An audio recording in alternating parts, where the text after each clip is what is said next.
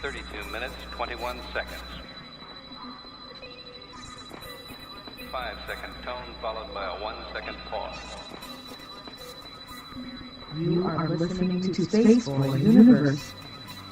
Okay, gang, let's go.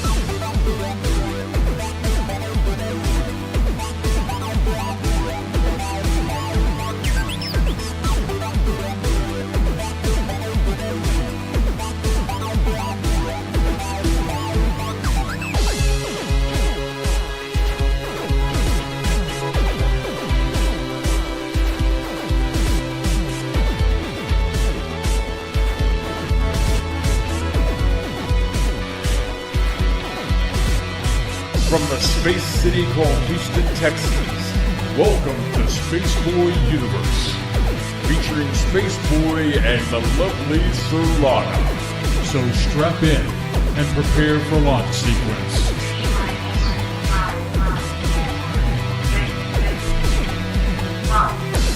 Greetings and salutations. I'm Morgan Freeman.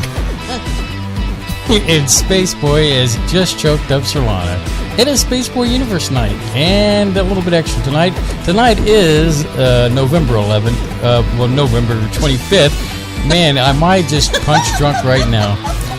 Tonight, we are going to be doing Spaceboy music, but it's going to be like a radio kind of thing. So we'll play some tunes, we'll chit-chat, we'll be engaged with the audience. You know how it goes. As always, follow us on Twitter. That's at the SBU Universe. Follow Surlana at Surlana. Follow me at Spaceboy Music. Of course, follow the network that brings you all this fine programming. That's at the SBU Network. Remember to hashtag your tweets tonight with SBU Universe and hashtag Spacecadets. Want to hang out with Space Cadets? No problem. Go to spaceboyuniverse.com, click on the dancing chat bubble, and in the player, you will get in with all the cool kids. In addition to Twitter, you can find the universe on Facebook, Tumblr, SoundCloud, iTunes, YouTube. Just look for Spaceboy Universe. Speaking of YouTube, you can find more than the Spaceboy Universe of archive of shows. There is video content from Spaceboy Music, video interviews, 2-Bit Gamers, and so much more. So become a subscriber. Go and do your Space Cadet duties and subscribe today. Can't catch a show live? No problemo. Take the SBO on the go with you via SoundCloud and iTunes, Spreaker. Man, there's just so many choices to choose from. And hey, if you catch the show and we're not live, you can always chat in the chat room and put in your 2 cents because Spaceboy and Surlana always checks up on the chat room after hours. So, on that magical note, how are you tonight, Surlana? Turkey stupor. I do like the turkey. Stop that. The turkey is it's not good. even, don't even. It's a bad imitation, but still, it's cracking you up. It's because you're just so terrible. When I'm not feeling well, I can do a pretty good Morgan Freeman imitation. Kind of like 2 Thanksgivings. We had one where we went to your family's. You had 2. home. I had 1. No, you had a Thanksgiving at your youngest sister's house. Yes. And then I brought Thanksgiving home yesterday. Yeah, but that's kind of like not like a full Thanksgiving. The full Thanksgiving is when you hang out with everybody. Oh, bullcrap. It's about the food. No, it's not always, Surlana. Why are you doing that? I feel like I'm We're just off. We don't have a clue what we're doing tonight. Actually, we do have a clue. Tonight, no, it's Spaceboy. It's Spaceboy Music Night. We're going to play some music, and we're going to encourage everybody to call in. And, I should put up. You should put up the Skype. I don't even have Skype open. We call the 713-701. Don't do it yet. 5214. I'm just reminding our audience what the number is. It's not up yet. They might be, sleepy from all the turkey that they've eaten, for this thing, So, turkey was good at my family, and then your buddy and friend of the show, Leanne, her husband fried us a turkey. I arranged to have her husband Cajun fry me a turkey. If you've never had a Cajun fried turkey, I will say a prayer for you tonight and cry tears of bitterness for you. It was quite delicious. Oh my gosh! Once you've had it Cajun fried, you will never go back to the way you've always had your turkey. About an hour or so, I made myself a turkey sandwich, which was delicious. Just Is turkey. there enough to do that with? Yeah, there was yeah. White meat. Yeah, I mean, white meat, dark meat, I'll eat it just the same. I only like certain. And so there's plenty of meat in there. You said you were going to make. We went out and specifically bought bread so that you could have a turkey sandwich. Mm-hmm. And I'm like, well, I'm not waiting. I'm going to go ahead and have one now. So it was good. Yeah, I'm glad I did it. But of course, she sent us home the whole turkey, some dressing, some green bean casserole, a little bit of cranberry sauce, a slice of pumpkin pie, which I don't know if you ate that or not. No, it's still in there. So they sent you a lot of stuff I'm not interested in. So. Well, that's very nice of them, man. I reached out to Leanne and told her how much I enjoyed. I'm telling you, those two can make mashed potatoes that are so good. You can just put it in an ice cream cone and eat them. It's so good. So. Well, anyway, so you got a story or something to talk about before we play some music and then come back? So here's how it's going to go. Before, let me just kind of address the audience. Well, then why do you ask me things if you don't? Well, you like to interrupt me all the time, so I'm going to just put a ledge in there. So tonight, this is how it's going to roll. We're going to talk a little bit, maybe bring up a story or two, a fascinating article here and there. But of course, tonight is Spaceboy Music Night, and for your entertainment, we've got a fine selection of Spaceboy music to play tonight. But think of it as tuning in to your favorite AM radio station in the morning, and or the drive home at 5 o'clock in the afternoon, or 6 o'clock if you're on Eastern time. And that's going to go through the night like that. And then, of course, the phone lines will be open, so you can call in at any time and during the breaks of the music, that is.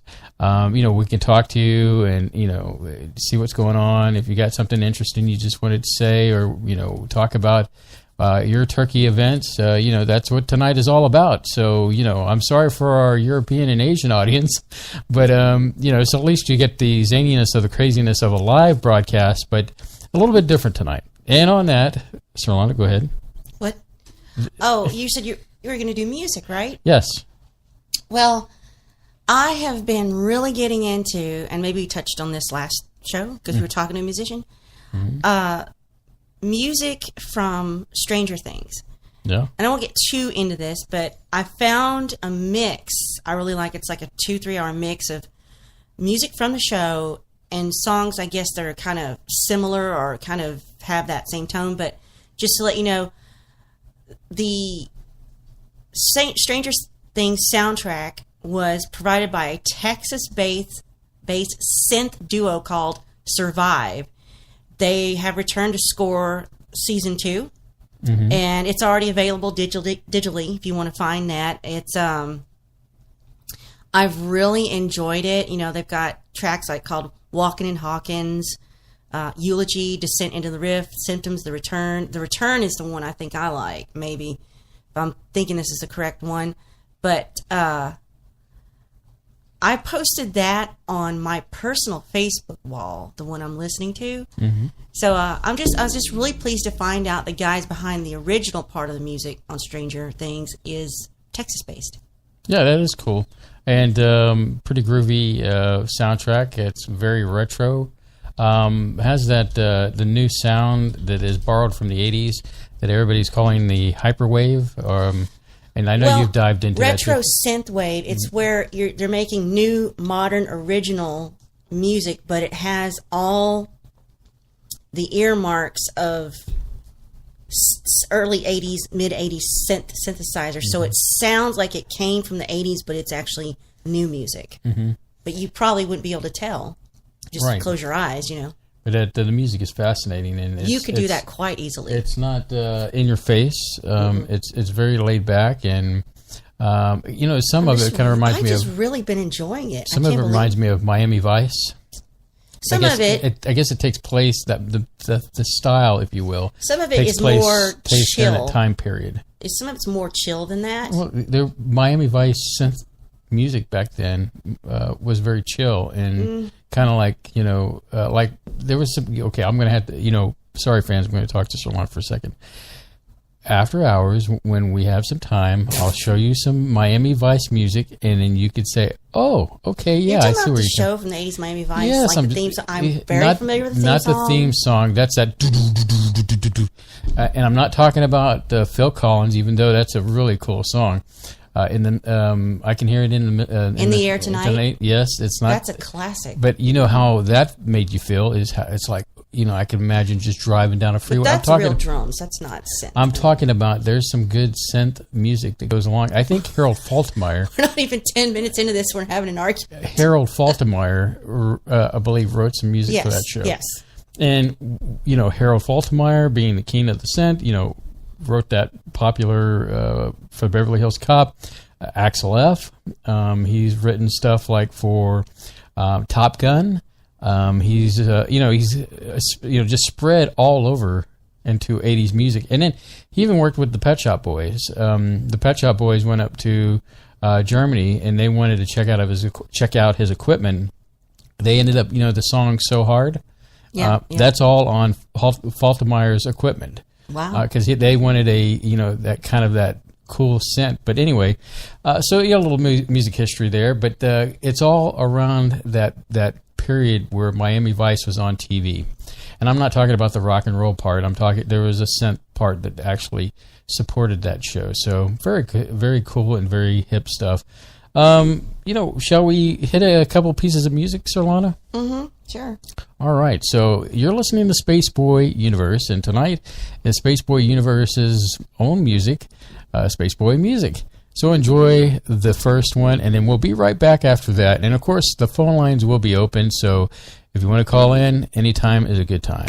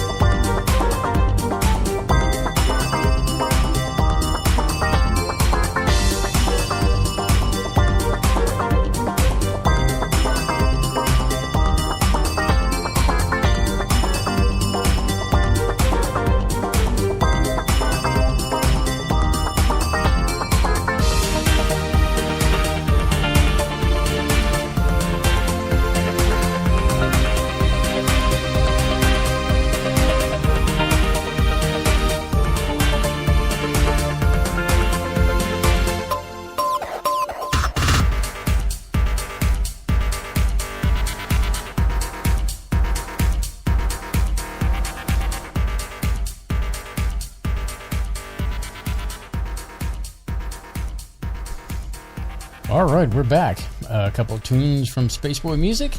And, Surlana, right before we came back, I kind of surprised you with a topic.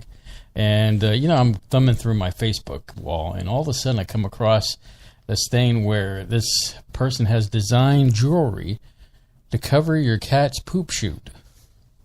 Why would one ever need to do such a thing? I guess they felt like, well, I just cannot stand looking at my cat's poop chute. If you have that problem, don't have a cat. Just don't. I just, for me, I don't understand. Well, is it going to get in the way of the cat doing its business? And I'm surprised a cat would put up with that nonsense. the way, I can't believe I'm going down this topic, but hey, that's me. You just think we're that desperate for content when I've got like 8 tabs open ready to go. Oh, you do? I just thought that, a little cat poop humor would be. If we could get away from this, it'd be of awesome. All things, Solaris posted this on Facebook, and it cracked me up, and I like to think Solaris is really reputable, and so when I saw this, I was like, what in the, I was blown away, because it's like, okay, first off, I don't make it a habit to look at our cat's poop chute. And, and the thing is that the last thing our cat would want... sitting on her butt? The last thing... Yeah, I mean, the last thing I would want to do is traumatically have the cat hate me for the rest of its life trying to get this thing off its tail. So, Muffin would not stand for that one. No, one there's no cat that would allow that for very long. She's the kind of cat that, like, if a bag got, like, caught on her leg, she'd, it'd be like the Mississippi Squirrel Revival. Mm-hmm. And y'all should look that up. It's a very funny song. And so, she would go berserk. She'd just go all over. I mean, she's afraid of lasers, of all things, too. Well, you made her that way. I didn't make her do nothing. I just put the laser down thinking that the cat would be playful with it. And she's not that kind of cat. She just totally tripped out like she was being abducted by aliens and just, it just tripped out. I mean, like those cats with the cucumbers. I know you're getting exhausted with this, but I'm about to wrap this up so you can pick one of your tabs on your browser. So, needless to say, I don't think we're going to be purchasing any jewelry for our cat anytime soon. She hates wearing a regular collar. Oh, she hates it. Yeah. So, what you got over there, Solana? Well, let's talk about the thing that we don't want to talk about. Black Friday. Okay.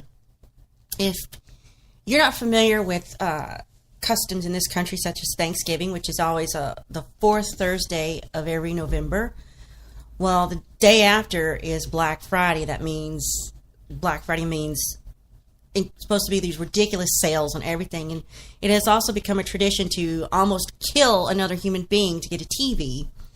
Well, we'll gloss over that for right now, but they're saying that Black Friday and online sales here in the U.S. have surged to record highs. They bought more on their mobile devices instead of going to the store, but they said that they put it where a record $7.9 billion in online sales yesterday and the day before. That's up 17.9% from last year. This is according to the analytics that looked at it. They looked at the largest 100 U.S. web retailers. Cyber Monday, which is going to be Monday, which is devoted to online deals, that's expected to get 6.6 billion with a B in internet sales. That would make it the largest U.S. online shopping day in history.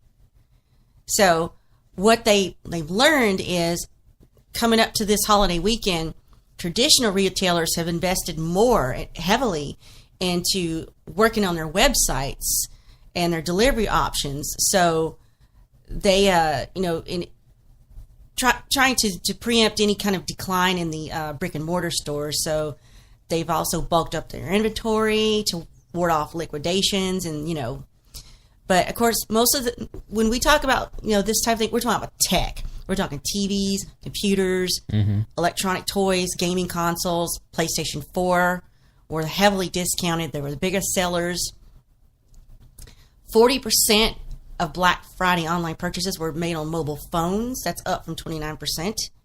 So I think that's encouraging. If we could get more people shopping on the phone, on their computer, and out of the flipping stores where they're, you know, crawling all over each other and slapping each other, getting arrested, I think that's what's best. Why don't they just have online sales, close the store on Thursday and Friday, and focus on online content for those 2 days? That way nobody can come in and get hurt, because we can't be trusted as human beings to act right.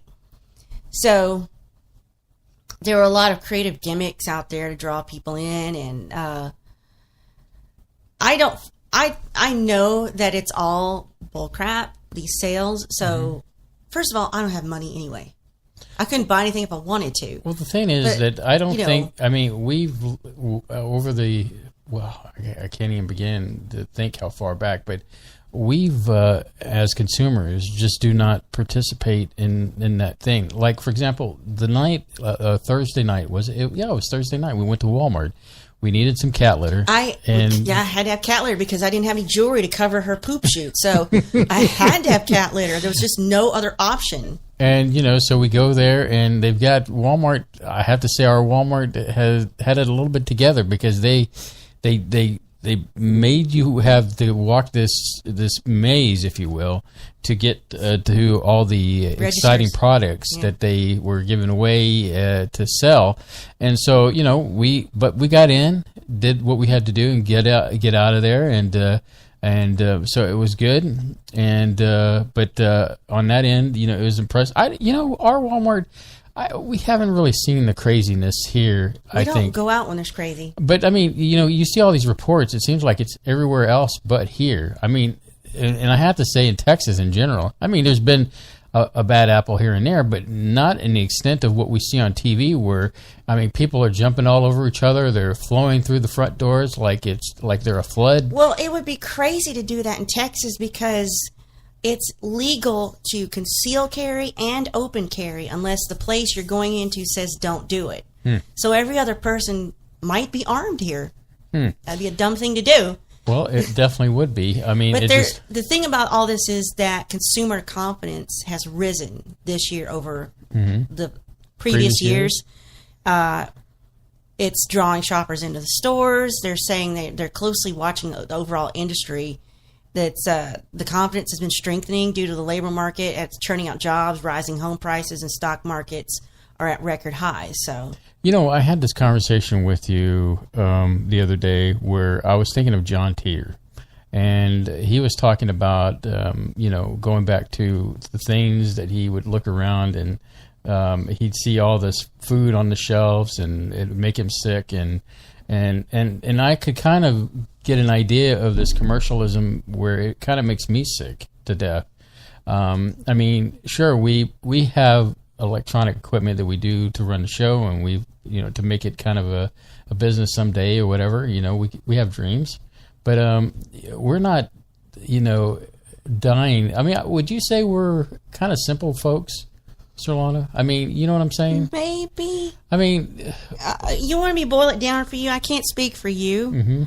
All I want to do in life is be left alone to read, but you can't make a living that way, so is that simple enough? Well, I understand what, you know, it's kind of like I've made the joke several times that I look forward to a day when I don't have a phone, and I'm looking over a meadow and maybe some mountains off in the distance, and just, you know, just to be able to sit on a front porch and I hate to say it, to count my days, but you know, that to me sounds wonderful, to unplug from the static that we know as modern society. Whether or not it'll be feasible in the future, nobody knows. I mean, but that is kind of like my ideal too. You and I would be perfect. You reading your books, me just sitting on the porch. And just, I don't want to read books on a porch. No, well, it'd be nice for you to sit by me. Well, what, you don't want to sit by me? I mean, can't you just lay in a bed? And well, I don't want to lay in a bed. Stare out a window. How can you stare out at nature's beauty from your bed if there's... You get a big window. No, I don't want a big window. I want to be able to sit there and put a camera on the yard, fresh air from a computer, and you know, just Look, the outdoors is just freaking overrated, all right? I will not be out there. I think that it's overrated here in Houston because, you got mosquitoes and it's muggy, but, you find a nice, comfortable place. What I'm describing is like, Midwestern, I'm not saying Colorado, but there's some elements there that, that scenic views, it would be wonderful. And the temperature would be moderate enough compared to Houston. I mean, just put a camera on it and look at it from a computer. It'd be nice to be saying, welcome to Spaceboy Universe live from Cheyenne Mountain and, home of the gate. Well, it's nice to dream. Hurry, Surlana, the 6th chevron is closing, so, Well, it's good to have goals. It is. So, on that magical note, let's play a few more tunes. We'll come back, and remember, the phone lines are always open at 713-701-5214. I'm Spaceboy, and she's Surlana, and we'll be right back.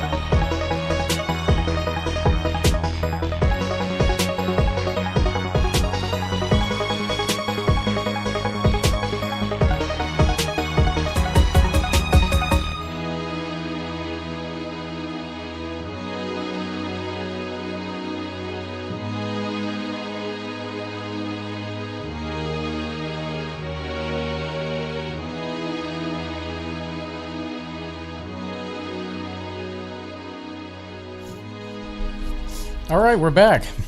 Couple songs down, some more music from Spaceboy Music, and the night is wonderful and young. So, Surlana, you said you had some other things on your plate. Let's talk about this. Did you know one of gaming's musical maestros just released his first solo album? Hirokazu Tanaka has released his own album under his stage name Chip Tanaka, or Tanaka. Now, he has a history you could only dream of as a game composer. He started out as a young sound designer working at Nintendo in the 1980s.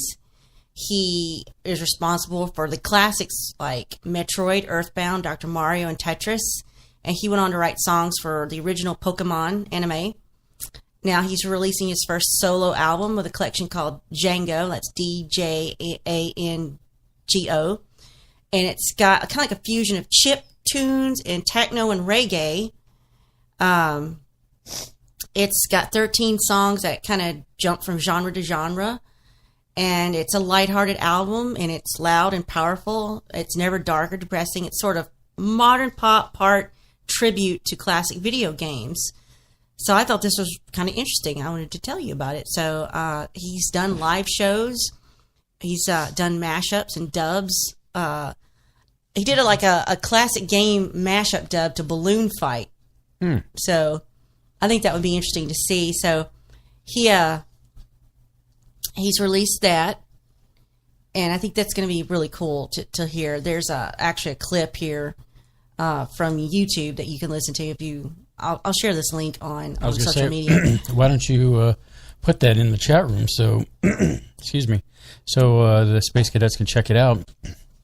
I do like chipset music. There was a module that you can download from Propellerhead, which is the software I use for making a lot of my music. It's called Reason, and the module, it has that classic, different variations of the chipsets from like the Atari 2600, Commodore 64, and it gives you the ability to write music to it. So yeah, cool stuff. Yeah, I just thought you'd find that interesting. I'm probably going to check that out too, because I like to see how you can merge gaming music with, modern music. So, what else you got over there? Well, remember we talked about this long time ago, maybe even last year. Birds of prey could be used by police to take down drug smuggling drones. Oh, now, yes, I do. First of remember all, that. I didn't know there were drug smuggling drones. I remember that they were using the Eagles to right, yeah, take them Eagles, down. Like for example, to take down rogue drones. Rogue drones, exactly. But they're saying they could use them to take down ones that are flying recklessly or committing a crime. Now, I didn't even think, I never thought about the criminal aspect of having a drone with a camera, or the kind of drone that you could put a payload in. Well, I remember reading something about how a drone was used to smuggle stuff into a prison. They're saying that these drones are so widely used to smuggle drugs, weapons, and phones into jails that prison officers catch one every 5 days. Wow. Now, I'm looking at this on themirror.co.uk. So this is English-British website. So they're... they usually have some really cool, juicy stuff. That's why I go to them first, because our stuff is boring as heck. That's why I go to them first. So prison minister said, in Holland, they're using Eagles to stop drones. I'm sure we can find a solution in the UK which will take off. I'm sure that was pun intended. Dutch police have been testing Eagles since 2015, and they have to train the officers to use the Eagles. It's a low-tech to a high-tech problem. None of the Eagles are hurt. No drone survived. Well, obviously. Those talons could probably go right through plastic. How the Eagles are not hurt, I don't understand how those blades don't hurt their feet. Yeah. Because I've heard of some horrific drone accidents, if you will, where people have gotten severely hurt, if not killed. Yes. Especially if you have a large drone. Imagine if something goes wrong or you lose control or it goes out of range, it just plummets from the sky. I can imagine that could hurt or kill you, or damage, brain damage, kill a cat or a dog, and so I can't imagine what that would be like. So let me give you a rundown of the best streaming shows to binge watch this holiday or the upcoming holiday.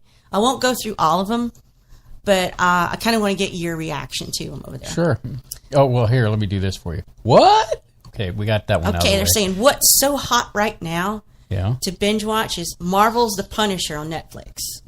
So would you agree with that? I haven't begun to watch that because I'm currently binge watching something else, but I'll talk about that after you've done your thing.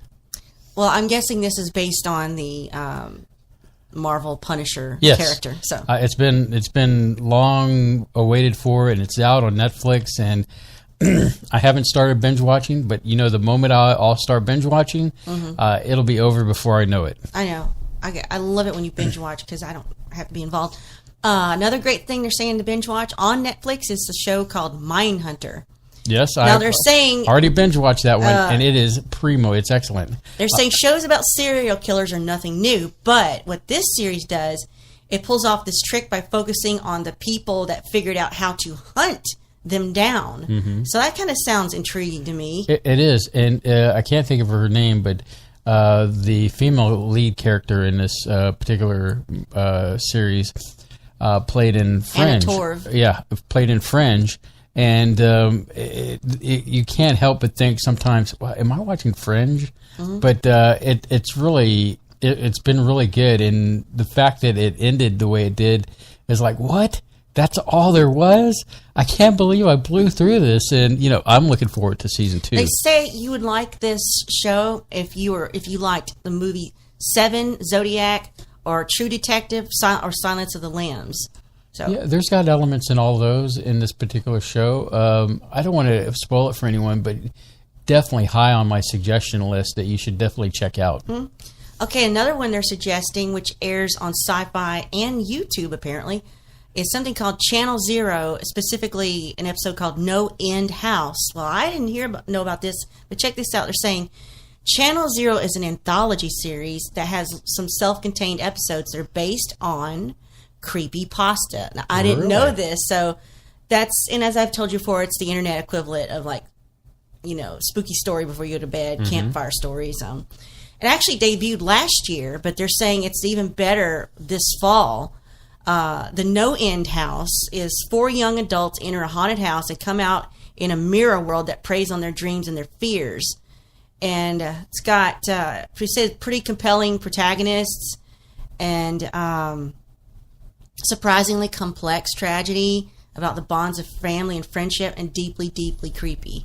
So if you were ever an American Horror Story or into the Twilight Zone, you should probably check this one out. Probably put it out there to check out and see. Yeah.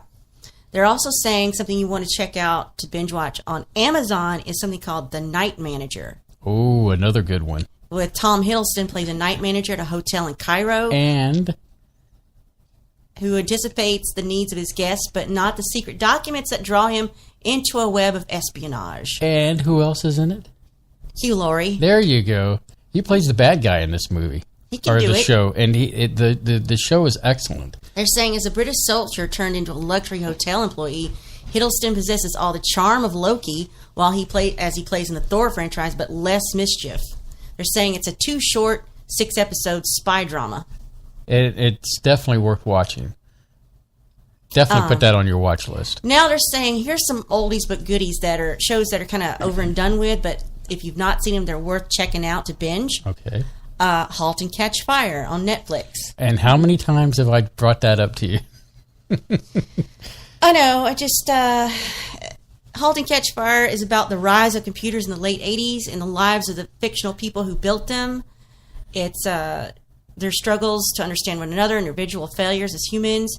If you like shows about nostalgia for the days of modems or constantly ask for tech support, you might want to check it out. It's still on Netflix. I mean, it's no Breaking Bad, but it's still a fairly good show. And if you're definitely into any kind of tech whatsoever, it's just a fun show to kind of just dive into and binge watch. With it being only 4 seasons, Yeah. It'll Won't be take you over. that long. It won't take you that long to binge watch because the seasons themselves are like 11 to 13 episodes a piece, if that. Just one more, they say. This show's been really over and done with for quite some time. You can find it on Hulu, and it was something that came out long before Hot Fuzz, Star Trek, Shaun of the Dead. Spaced with Simon Pegg, directed by Edgar Wright. That is a great show. It's definitely British, but Pegg plays an aspiring comic artist who is Mm-hmm. desperate for a new apartment that he pretends to be in a relationship with a total stranger, so the pair can land a new place as flatmates. and end up, I guess, hooking up anyway through the course of the show. I'm sorry, I just. It's all right. It's been out it's there. still a great show to watch, and there's definitely some references to 80s references in the show, but you should definitely check that one out. Now, backtracking, I can't remember what I said I was going to talk about. You were talking about The Punisher, Yeah. and I'm looking forward to that. I guess what I'm binge watching right now is called Mad Men. It's been over for some time now, but what I dived into it was, when I'm looking for a show to binge watch now, since I'm kind of like a binge watch connoisseur now, where I definitely pick shows to binge watch. I was laughing at you. You did try to explain the entire plot of Mad Men to me as we're driving to your sister's house. Well, I started off with a hypothetical, but let me backtrack. Yeah, I was sitting there about 5 minutes into it. I was going in my head, "That's nice, dear." So anyway, so when I pick a show, I try now to get the most out of my bang for my buck, and what that means is did it have like 6 to 8 seasons? Cool, that goes on the checklist. Depending on if it has 12 to 24 episodes per season, the more episodes per season is always a plus. And so I picked Mad Men. I've been wanting to dive into that for some time now, and I've found it quite interesting. It takes place in an advertising. Well, it takes place around a few key characters that do advertising, and it's based in the 60s. So they start off like in 1960, and I guess they move along to 1970, and then you've got this group of people how they do their ad campaigns and their relationships and here and there, and it's been pretty good. The music's pretty decent because it borrows from the 1960s. And the characters, some of them you hate initially, and then you grow to love them, and then it's kind of you hate them again. But it's on my binge watch list right now. But as soon as I'm almost done with watching Mad Men. I'm heading into The Punisher to watch that, so I'm looking forward to doing that. Yeah. If you could give me a schedule when you're going to do that, that'd be awesome. Well, I know when I can do what when. Have you not noticed that I've been binge watching something? No, because you're doing it in here now, behind closed doors. Now, I'm binge watching at home, at lunch, at work. Binge watching when we go to bed. That last hour or two before I slip into the sweet slumber. So I take advantage of whenever I've got some free time to watch my show. I'm doing it because there's a lot of. I'm basically the Borg when it comes to binge watching. I don't think Borg binge watch. Well, if the Borg could binge watch, then I would be a Borg binge watcher because I assimilate as much as I can, as fast as I can, so that I can get on to something else. Now, there are some rare opportunities that come up that were, like, for example, Stranger Things, which we're not going to talk about, because out of respect for Ty and others out there who haven't started watching. Don't start playing. What?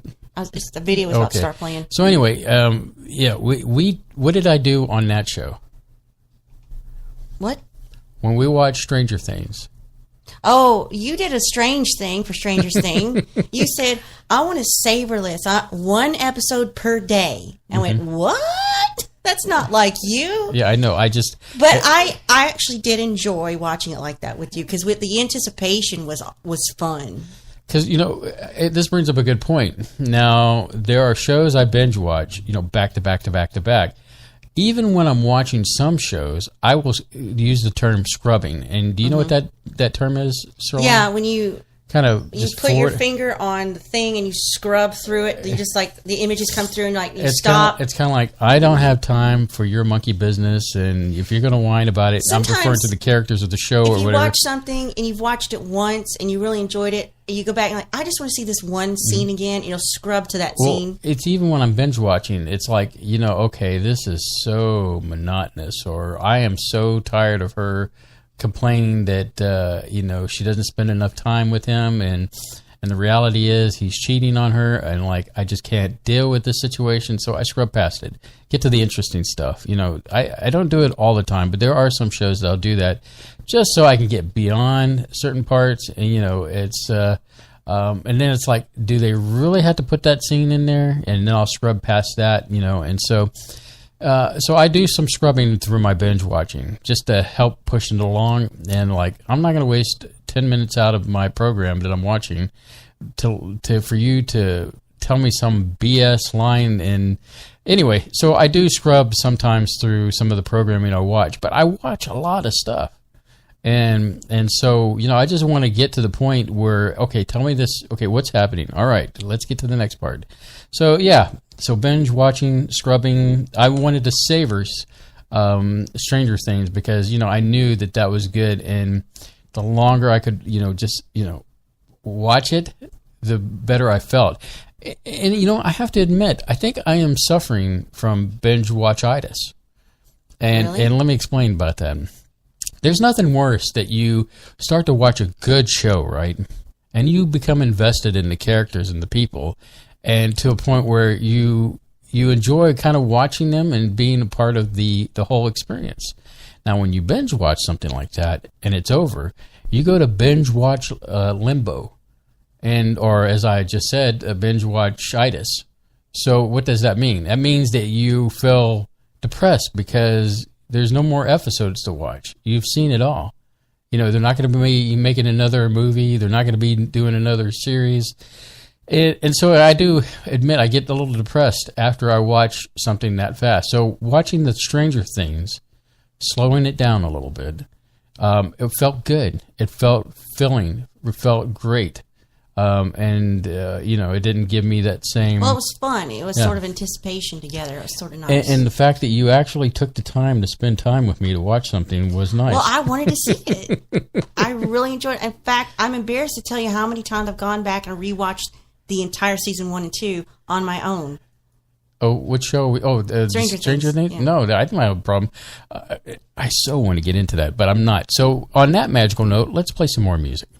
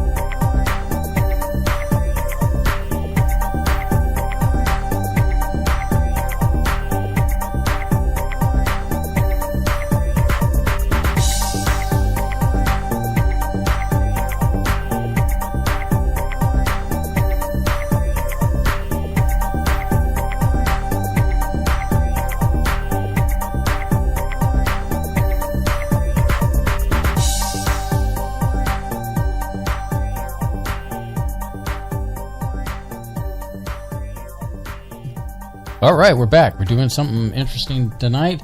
We're playing a little bit more Spaceboy music tonight. Don't make me go pull out the Morgan Freeman again.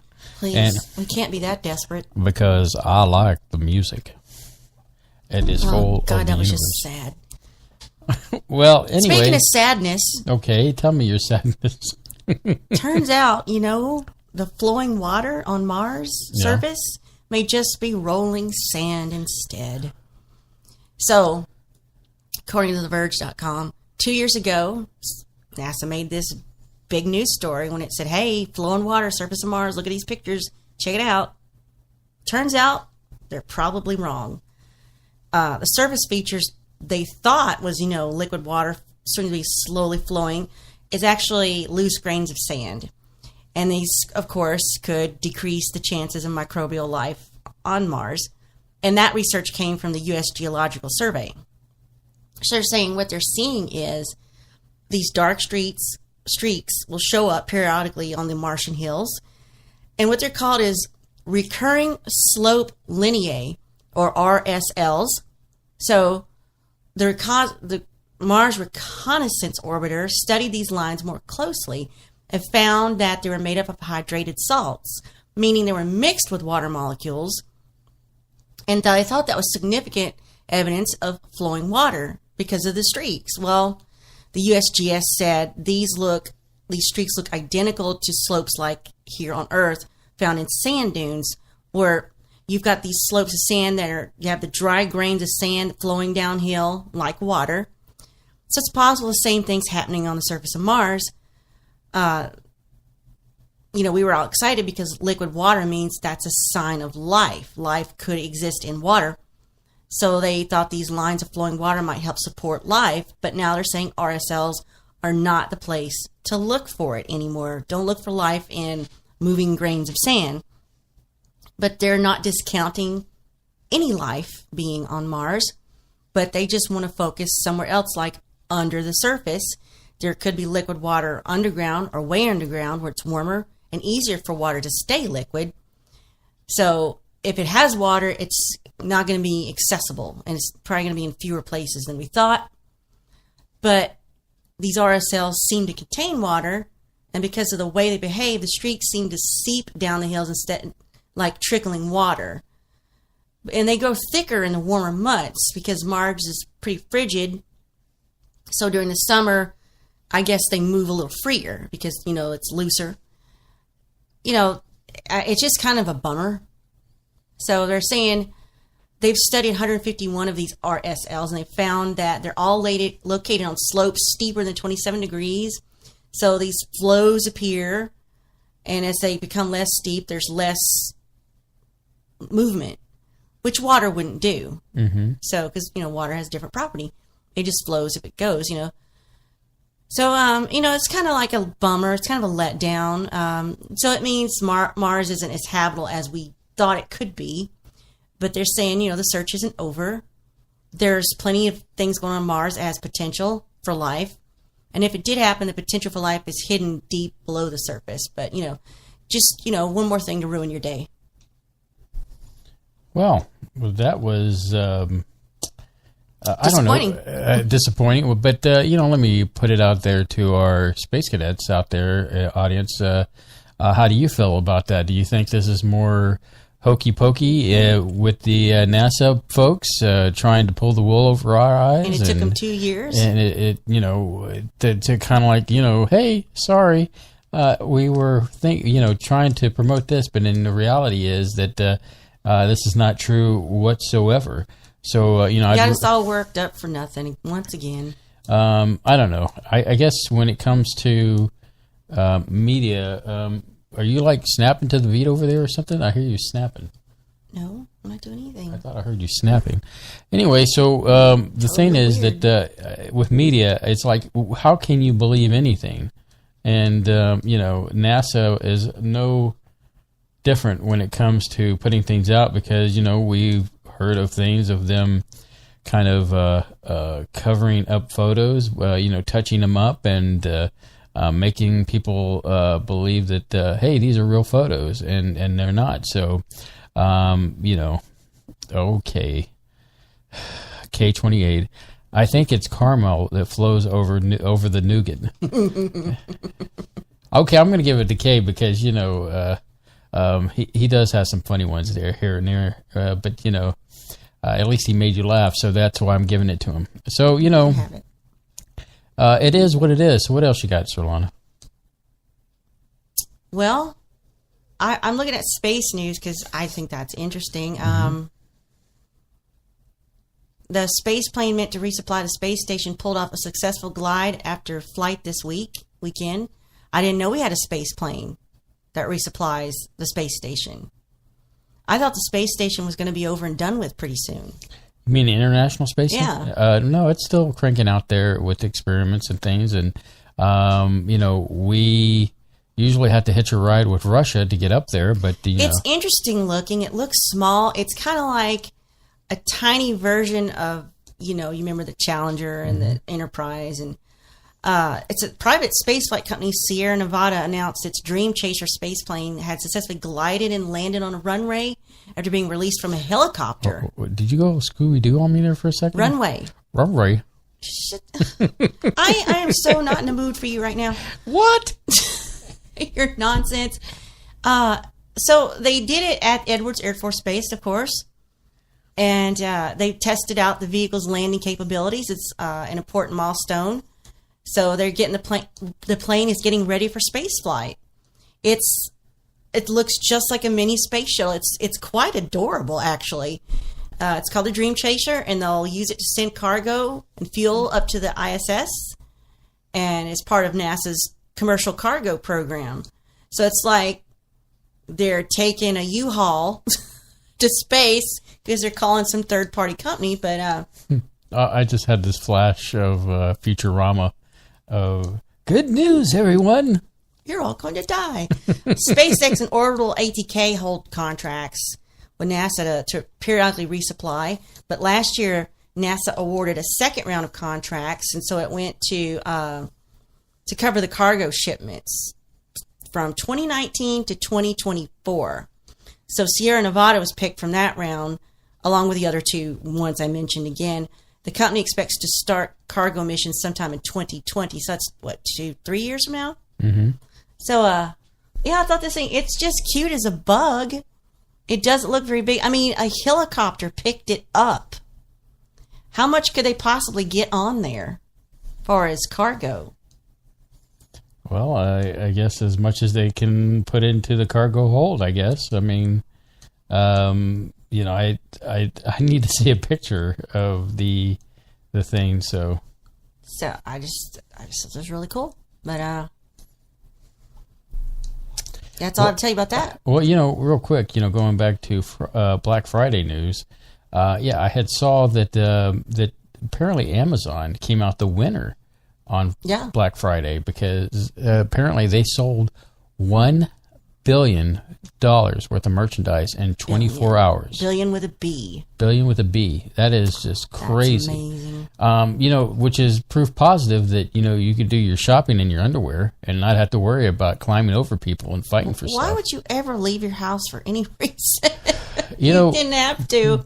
We kind of, I guess, got a leg in when it comes to Amazon here in Houston, because we have that Amazon Prime Now, and which means that if you order, they have specific items that you can get from Amazon and get it within an hour. Yes, and which is cool. We don't do it often because the actual items you can get for delivery is greatly limited.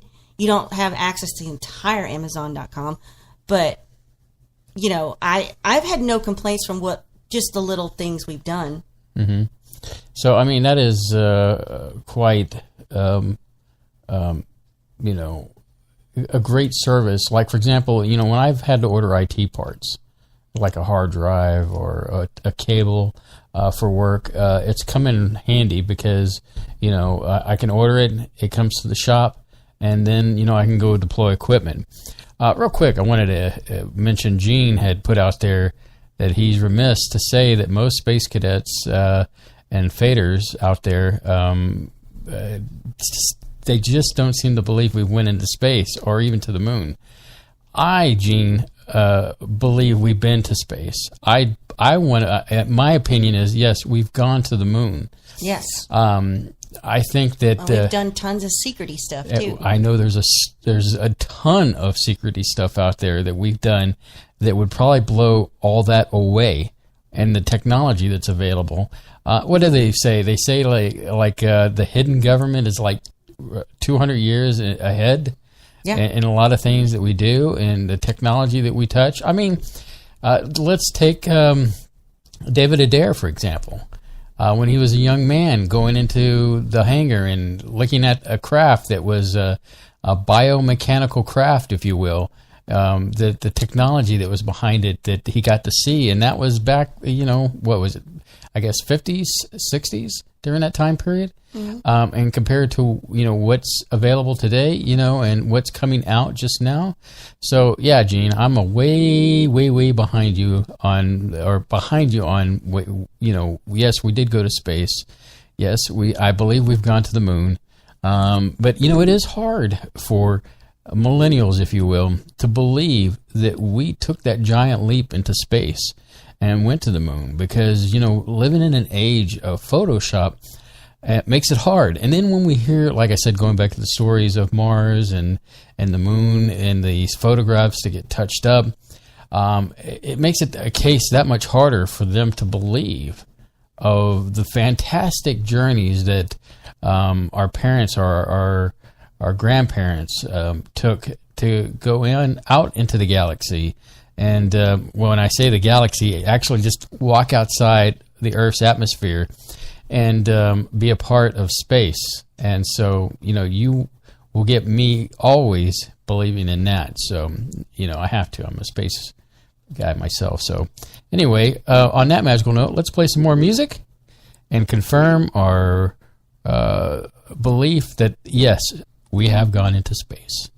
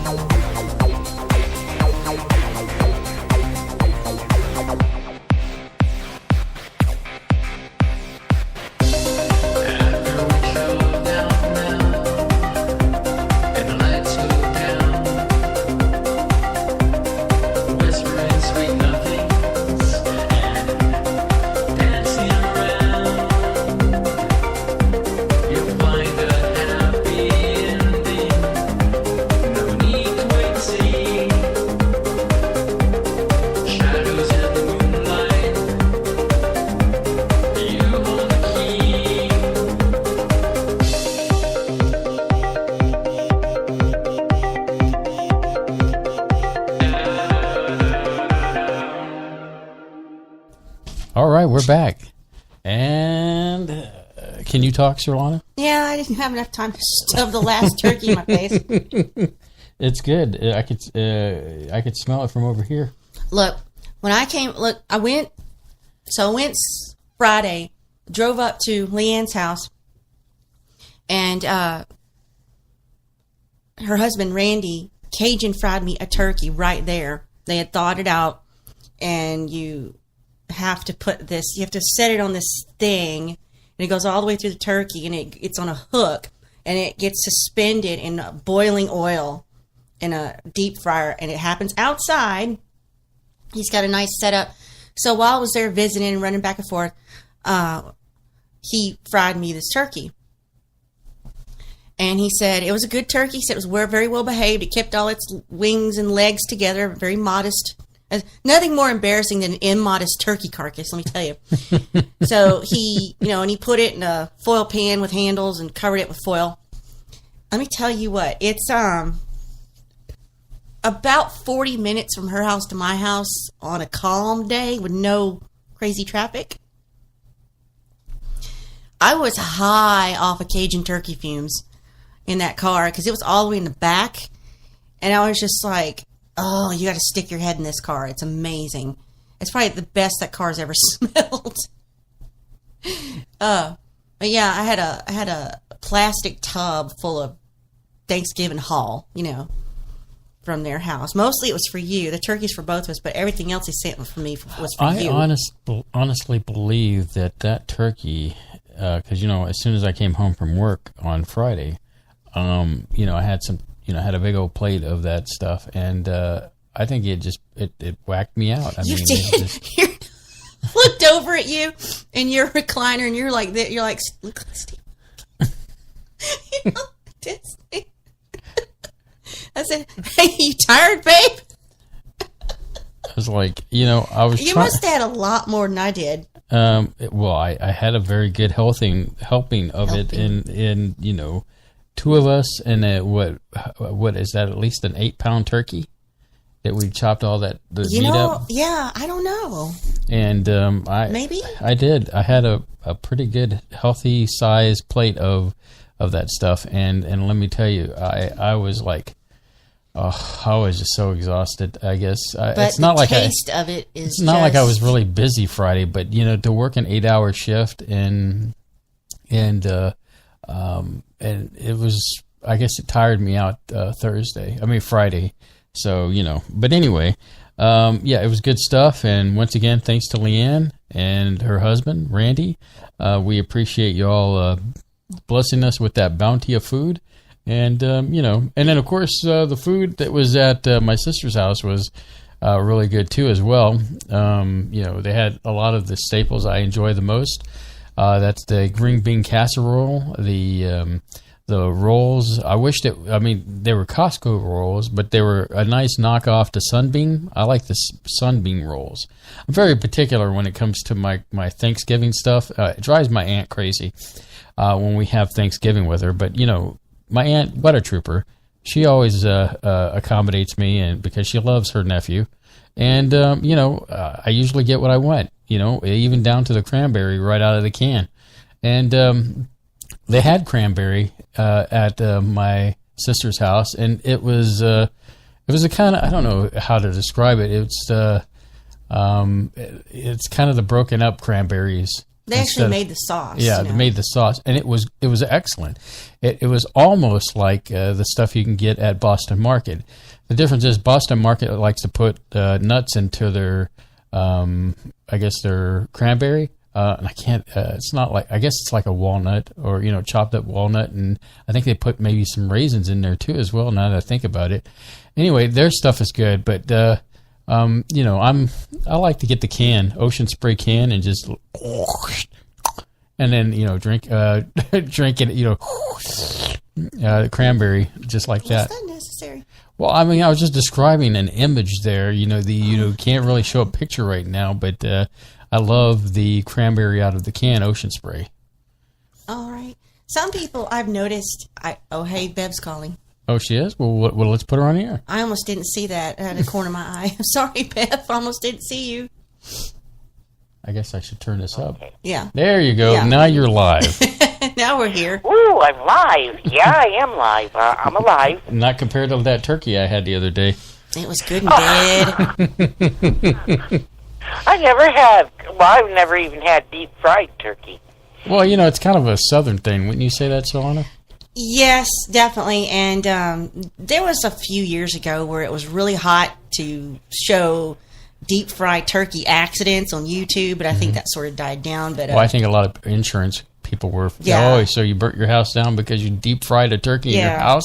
But Yeah. Randy had a nice Oh, setup. so stupid. He was on concrete patio, and he had that aluminum foil shielding all around it, so it wouldn't, pop and burn anyone. Yeah, usually they were running a nuclear reactor, but then they took out the rods and decided to deep fry a turkey. So he put the dog up so the dog couldn't run around, and So did you have a good time? Well, I did. He had a good time with at his my family. sisters. A lot of crying. Yeah. Emotional because they Yeah, had. I've seen the pics And on Facebook. I managed to post pictures of my sisters and my beautiful nieces that they're all growing up to be young women, and I know, they grow up too fast. makes me feel old. And I had a great time the Well, next day tell me about it. with no photographic evidence of it. So Bev, stick with me. You'll always be young. I have a great niece that is graduating this year. Oh, wow. And it's like, oh my God, I remember when she was born, I used to help change her diapers and used to babysit all of them. Well, one of my nieces has not only graduated but also gotten married, and I got to meet his or her husband, and he's a really cool cat. I like him. I talked his ear off. I'll also mention about Spaceboy Universe. Just to add more people to the family of cadets here. he was recruiting listeners at his own family Thanksgiving dinner. Well, I mean, people Sounds like something. people ask. I mean, people. If I had more cards, I would have given it to him. I was out of the businessy card thing. Yeah. So what'd you do, Surlana? I waited till the next day, and I drove up to my friend Leanne's house, where my sister is right now. So I reconnected with her, took her to Starbucks because she hadn't been in 800 years. We went. That's cool. We went and looked at all the little stupid discount stores like Dollar General, Burke's Outlet, Big Lots, because I haven't been into any one of those in 100 years because I don't have any one of those near us. Because I'm endlessly fascinated with trashy discount stores. I love them. You're always going to find something amazing in there. Of course, amazing. My definition of amazing is probably different from other people's definition of amazing when it comes to that type of thing. But I had a blast. So That's cool. I know we did too. We always go to his brothers and his brother's kids. Brother and his sister-in-law's kids are always there, and their families. And I got to meet and hold our newest great niece. Oh. It was born Monday. Oh, congratulations. Yes, she is. Her name is Harper Grace. that's a nice name. And she is just beautiful. She only weighs 5 pounds and 13 ounces. Well, I was a butterball when I was born. I got to. So was I. I was the biggest baby. Yeah. I was too. She still is. And You are Yes, just I am. asking for it. You are just. You can't stand it. You've got to put your foot in it tonight. and don't you? another thing is, I was born at I think it was about 11:58, and I always tell everybody I was born just in time for lunch. I was 3:15 in the afternoon. Yeah, but Yeah, I was it.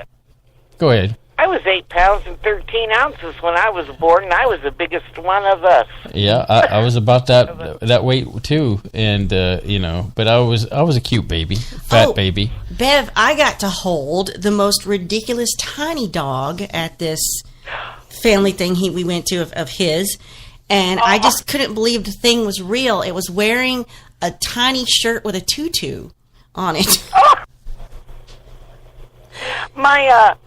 My niece And her family just got a little husky and lab mixed puppy. They say she is probably only maybe about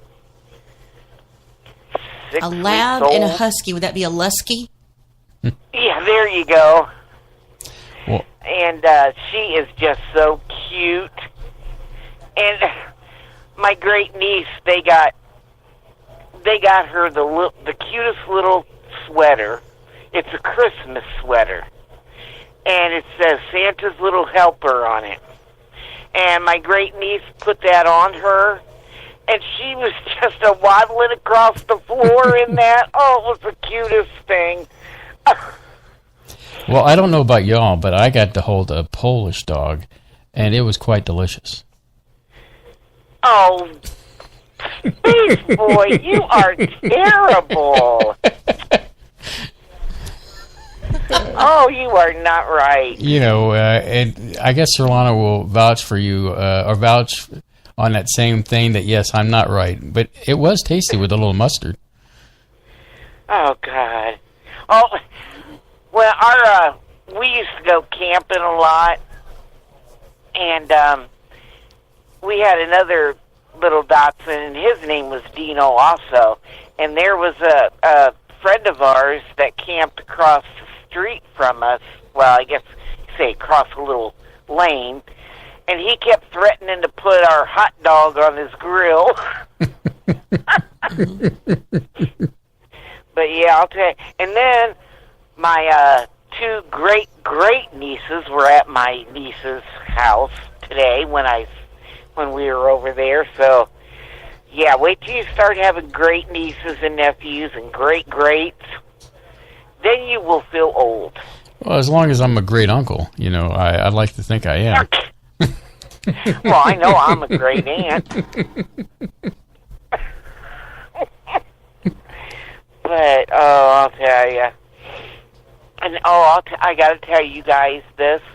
We were so blessed this week. Oh, do tell. Wednesday, I had an appointment at my pulmonary doctor in Findlay. And we were just maybe 3 blocks from it, and the truck stopped. Bob couldn't get it started. It just clicked and clicked. And we were in the middle of a busy street. Oh, no.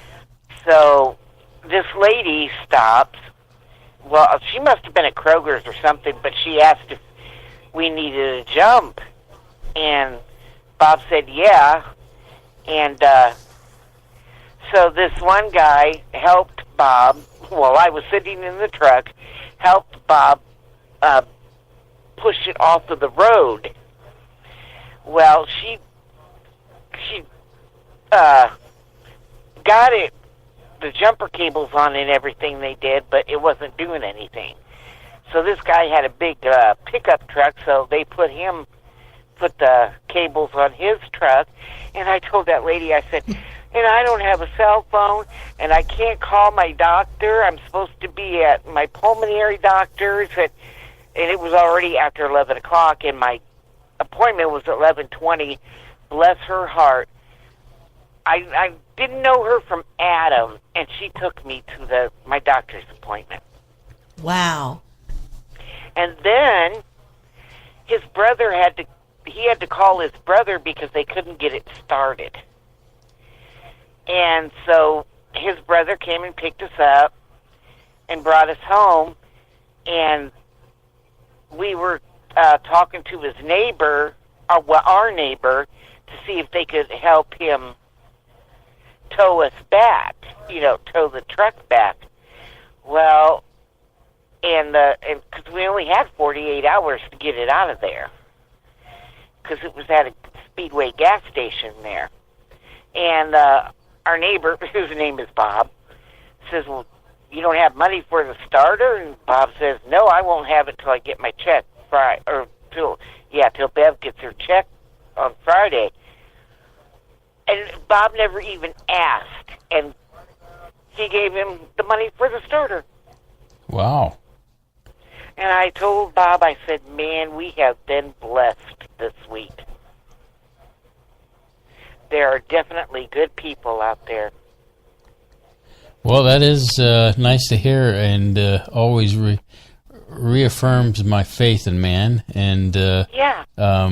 you know, considering the world we're in, so. Well, I'll tell you. And I was just flabbergasted. And he shows me the bill that he gave him. He gave him a $100 bill. Whoa. And I was like, at first I thought it was play money. And I was like, I was just, my jaw dropped to the floor. Oh, my. Well, that's great that all worked out for y'all. I mean, It's pretty amazing. yeah, it is pretty amazing. I know. It's like, in this day and age, people doing that for you. I think it makes me feel a little bad because when we were pulling up to get gas on Thanksgiving, there was a guy whose starter was down, and he came over to me and asked me if I had jumpers, and I didn't have any jumpers with me. Well, you and could tell by hearing his car that nothing jumpers was going to do for him. in fact, the odd thing, and it kind of reminded me of the story, was I could tell it was the starter, and so it was I like just lived through that. so that's kind of a weird, like you bring up the thing that your starter went down, and then just the same thing. We came across somebody like that in that situation, and unfortunately we didn't have a starter or any way to get him assistance. But then somebody pulled up and was able to help him. So he did get some help. Because we were so. on our way to a Thanksgiving thing. Good. Well, And then go ahead. His brother, because Bob told his brother, it's been fine, haven't had a. He said his brother told him it was probably the solenoid, and it was. Mm-hmm. It usually is. That's what I miss about those old cars in the old days. With the solenoids and it was either one or three parts that needed to be replaced, and now it's like now you need to be all in one. You need to be an astronaut, and I know. And to have the power to fix the flux capacitor and like what? You need a computer to plug into the machine, and it's crazy. Oh, yeah. The technology that's involved in cars these days, so. Well, and the thing with the backyard mechanic is almost non-existent anymore. Exactly. So. But then we called our friend that lives in Astoria, and he came and got Bob, and they went to Finley and went to get the starter, and bless his heart, he helped Bob get it on. And wow. And this was the day before Thanksgiving. I tell you, it just blows my mind. And like I said, in this day and age, in people doing that for you. Yeah, it just goes to show you that there are people that are out there that are still out there to help give a helping hand, and so that's good to see. So. And we always try to help when we're out and about and see someone, that needs help, because you never know. You never know. And that lady, bless her heart, she goes, well, it's all right. She goes, everybody gets in a pickle now and then. I said, well, we're definitely in a pickle now. All right, Bev. Well, we appreciate you calling home base, and, as always. I tend to go on. No, that's quite all right. We love you here at the Universe, and we love Bob too, especially when he hasn't been eating chili. And so, our warmest goes out to you, and we're glad you had a good Thanksgiving. Indeed. Well, and thank you, and I'm glad you guys had a good Thanksgiving too. And before you go, I guess would you're thankful for the fact that lady helped y'all out? Is that your thankfulness for this Thanksgiving? Yes, and all the people that helped us with the truck. That I am so thankful for that. Well, that's good to hear. Well, good night, Bev. We love you. And we love you too. See you next weekend. Bye-bye. Bye. All right, so before we go from here to a music break, so we'll be right back.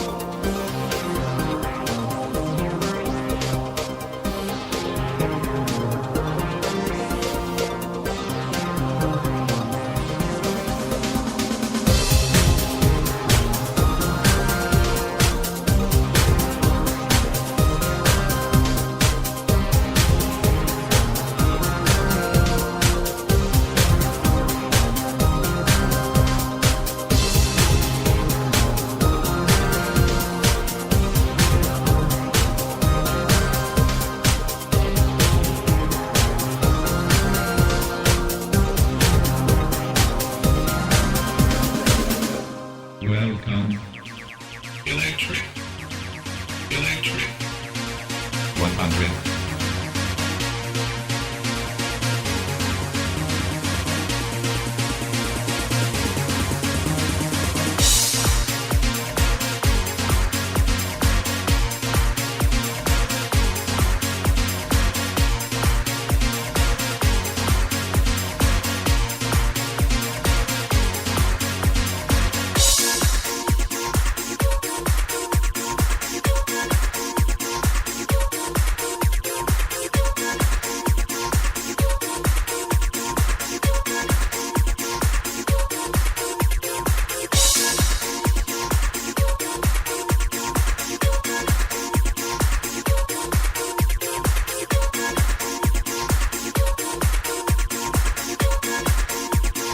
Electric.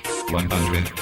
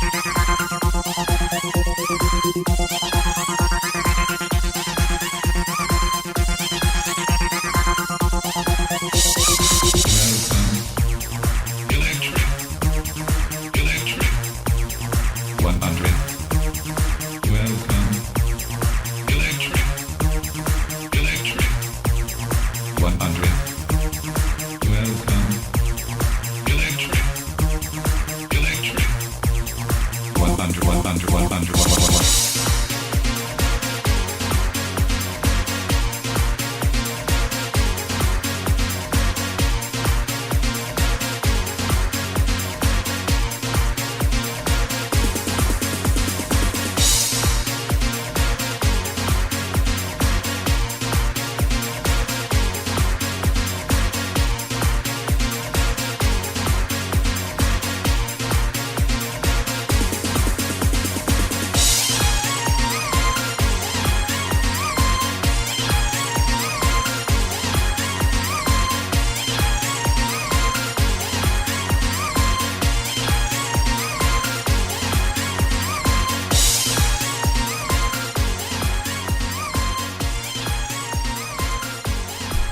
All right, it's SBU, and that is the channel you're listening to. And tonight is SBM. It's kind of a... How old is that particular song? Wow, that goes back to... Let me think about that.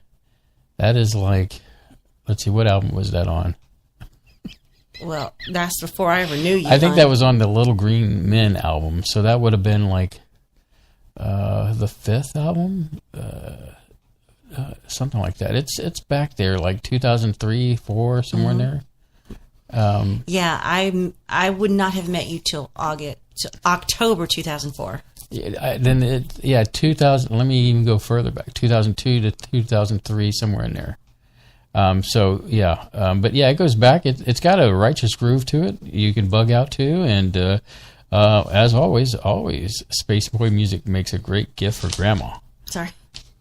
I didn't mean to be rattling paper. Sorry. That's all right. Things are falling apart over there. For a second there, I thought you like slammed the plate. I'm trying to find content, chat in the chat room, talk to you, and get grocery list ready for tomorrow. So it is confirmation that Justice League was a failure. Really? The movie? Yeah, it didn't do all that well. And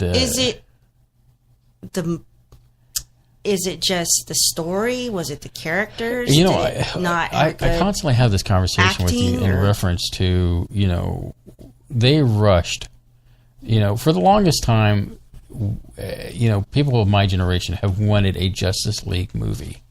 And, it wasn't until Marvel came along and really did it right as far as their property is concerned. And then DC saw what Marvel was doing is like, oh, we got to do this. Oh, we got to do that. And instead of just, hey, they've jumped ahead of us, whatever, let's just go ahead and start planning this out. And they just rushed a lot of projects. The Return of Superman, you didn't particularly care for it all that much. I had to watch Batman versus Superman out of morbid curiosity. I don't care about either one of those franchises, but because of the criticism it was receiving, I'm like, okay, now I have to see it. And it was like, meh.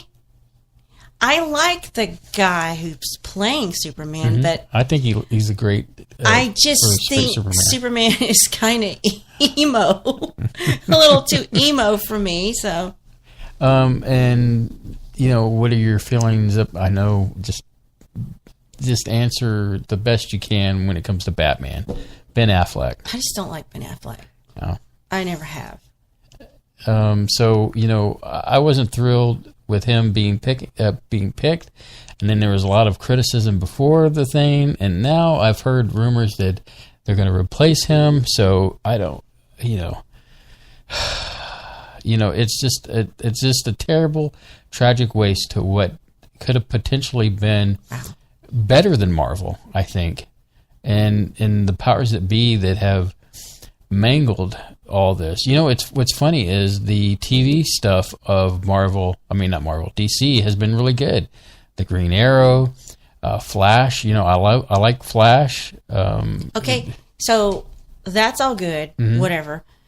And then you get Wonder Woman movie, which was just knocked it out of the park. Well, that was long overdue as well, but it was done right. So what went wrong with the collaboration movie? Well, the thing is that you didn't build these characters up properly before the merging. Because when you get like for the Avengers, and you get the Age of Ultron, or you get the Civil War thing, of all the different characters. Up to that point, you've had time to develop Iron Man. You've had time to develop Thor.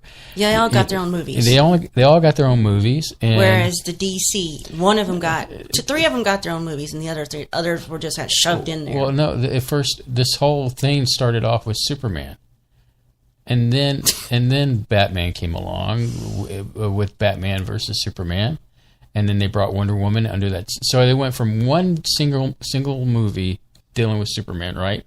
And then they go into a movie with three characters, and like you said, it was, it was all right, and then they go into this movie now with this movie and Justice League to bring all these other characters. I'm actually looking at ScreenRant.com, and they're saying Justice League split the DC fan base between those who wanted a proper conclusion to Man of Steel and Batman versus Superman, and those that wanted something lighter, and the movie ultimately didn't serve to increase the audience, so it ended up not only underperforming, but also to the tune of $20 million less than the first movie in the franchise, Man of Steel. So, but it says the difference between barely squeaking by with a profit and the amount it should have made is so vast that even profitable Justice League couldn't be referred to as a success story. Well, it can't. I just think that they would have spent more time developing the characters. Cyborg is not, when I think back on the Justice League, I think of Superman, I think of Batman, I think of, and Robin as well. I think of Green Lantern, and I don't know if that was left out in the sense because of it was awful. It was the original. Well, they're saying Aquaman, Shazam, and Wonder Woman 2 are all different from previous DC films, and they're saying Warner Brothers needs to let these directors do their thing and take faith. They need to let James Wan do his thing with Aquaman, let David Sandberg do his thing with Shazam, and let Patty Jenkins continue to do her thing with Wonder Woman. And if they get a positive reaction and do well, then it'll just sort of wipe the slate clean. Well, at the ending of of the movie They Justice said League. they shouldn't rule out just maybe doing just solo films. Yeah, they should. Solo films are the key to the ensemble Ensemble, film. Yeah, the ensemble films. You just can't just drop this big old colossus thing and expect the people to come see it and they'll believe it. Bob is saying Gene Hackman was great as Lex Luthor, but not as good as Gene Wilder. Whatever, dude. But anyway, that's my story, and I'm sticking to it. So the thing is that we still haven't seen Thor, and I've heard it's been a good movie. I'd like to see it, but I'm guessing we're just going to have to wait and see it. When it comes home. digitally, I'll buy it. Because I've been buying the Marvel movies. I even bought Superman versus Batman or Batman versus Superman, just so you could see it and get your spin on it. But it is what it is. I think the next big major movie, I am going to the theaters no matter what, and you'll probably not even come with me unless I buy you some popcorn and some treats, and that is the next Star Wars movie. The only reason I wouldn't go is because of my anxiety. What, for Star Wars?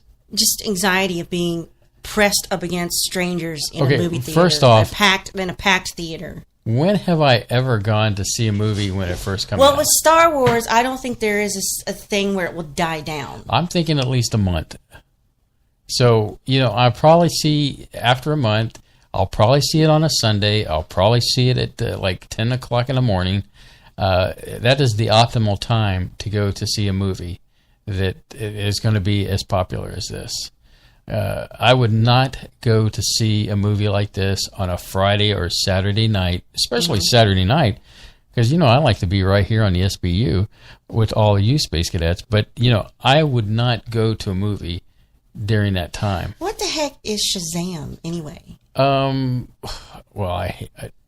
It's another superhero who basically... Sounds like it came from the 70s. Well, he was a boy, and somehow he gets the powers, and he becomes a superhero. So, and Billy is the name of the kid, and then you have Black Adam, which is also in that same universe, which I hear is going to be played by The Rock. Dwayne Johnson's going to be in it, and I think he's going to make a great Black Adam, and it's just an extension of the DC universe.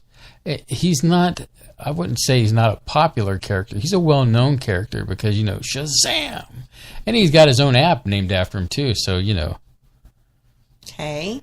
I never heard of it, but then I'm really out of it when it comes to comic book heroes, so. But, get me to talk about DC, I could talk about DC left and right. Now, I'm trying to think of, as a kid, definitely Justice League. You got the Batman, the Robin, and what's surprising is that the Wonder Twin Powers kids could have been like the what was it, the Duck? Man, I can't believe I went blank on. What are we talking about? Howard the Duck is actually part of the Marvel universe.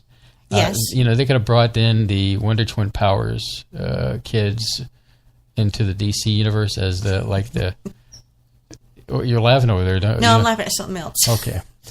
Anyway, but on that note, have we fulfilled the need of comics and all that good stuff? Have you heard anything else on that vein? No. Pop culture-y? Well, something I've been looking...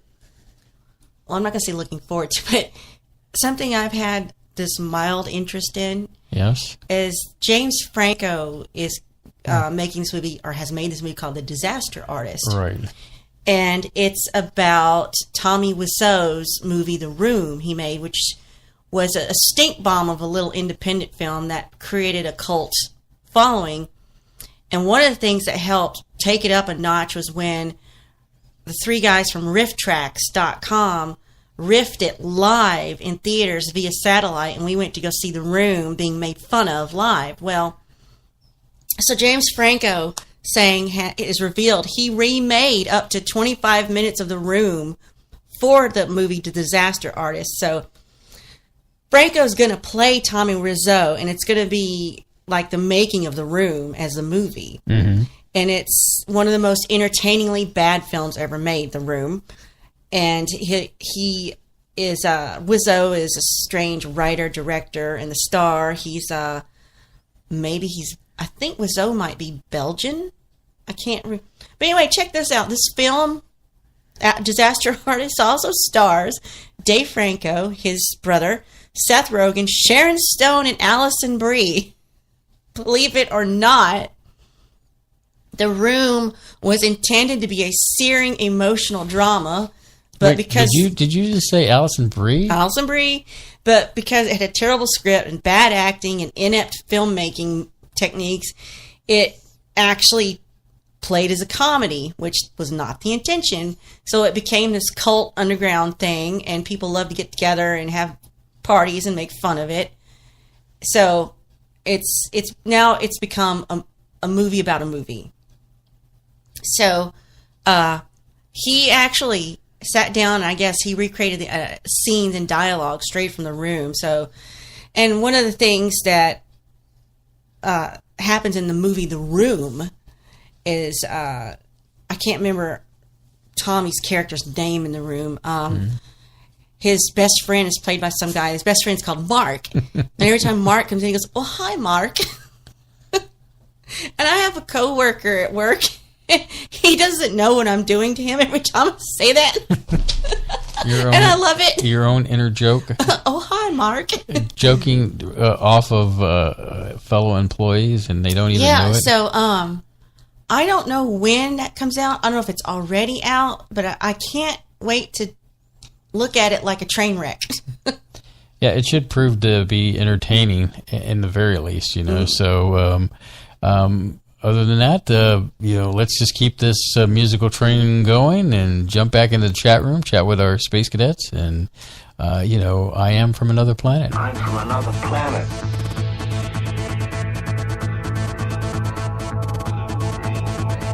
I'm from another planet.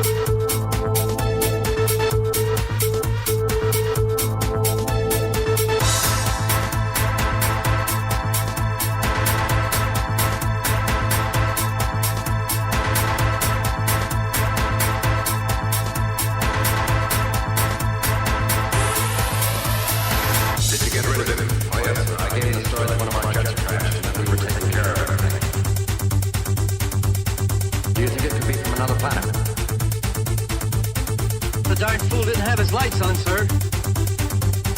Our job is to prevent a possible nationwide panic by keeping the information from the public. I don't know why these saucers always have to wait till nighttime to put in an appearance.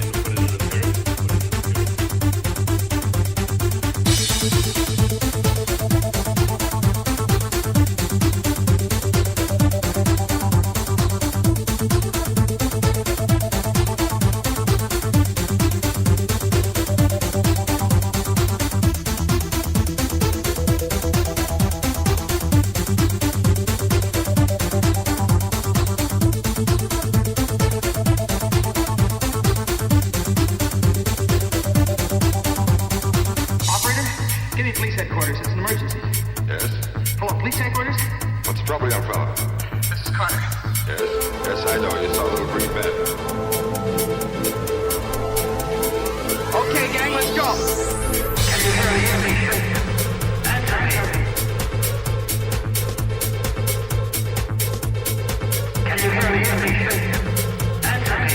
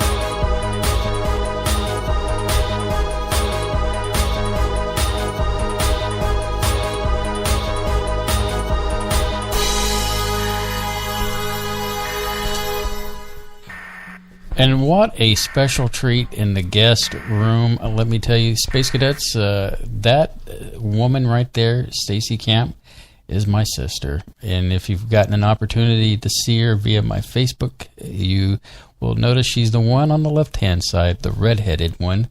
Hey, sis, I'm so glad you're out there listening and stop by. I really enjoyed seeing you at Thanksgiving, and it meant a lot to me to get a chance to hug you and just, just reassure you as your brother that I love you, and just wanted to say that over the airwave here. So, Surlana, you were about to say something? That song you just played, you said it was Blank Minded, which is from the album Here, There, and Everywhere, which is the CD that Spaceboy put in my hand the night I met him the first time. Just, how about that? You want to describe what the CD looked like? You can't remember what it looked like, don't you? No, because did you have it was in a jewel case, right? Mm-hmm. Did it have a cover? I believe so, it did. I don't remember the cover because didn't I redo it for you later? The CD looked like a 45. Oh, I was thinking about artwork. I was thinking was it just didn't have a cover in it? I don't believe it did, because later on I think you revamped the cover I originally had on it. And so I kind of classify my music as ACBC. Ha! And before me, after me? Yes, exactly. So that's how I can always tell. You walked up outside the Chinese buffet and handed me the CD. Said, I guess, hi, I'm whoever, I'm hungry. Let's get in there because I want to eat. I don't really care about meeting you. Well, I really didn't think it was going to last, I guess I didn't really know what expectations to take out of that date. Other than the food was good. Well, I mean, at least I was getting fed. Yeah. And then I thought, I was sitting there going, dang, I hate buffets. And do you recall any of the conversation we had that night? I don't. I just remember you sitting across from me, grinning like an idiot because you had food. Well, food is very important. But it was your suggestion, wasn't it, to continue the date? Yeah, we went and took a ferry ride, and I'd never done down at Galveston, and rode my car. Yeah, and it was cold. And I was packing Yeah, because I didn't know you from Adam, and I told you, I said, look, I'm armed, so don't even think about anything. I know how to use this. You did not even say that. You did not say anything like that. I was quite the gentleman, and, but... Thank God there's a phone call. Are you there, caller? Hello. Hey, Miss Michelle. Hi, it's Michelle. Didn't let Gene pressure you into calling. No, I wasn't pressured into calling. I'm like, should I call? Maybe I should call. I don't know if I should call. But I called. We're all family. I was going to say, Miss Michelle, considering that I usually talk about just stuff out of left field, you could call and make it quite interesting.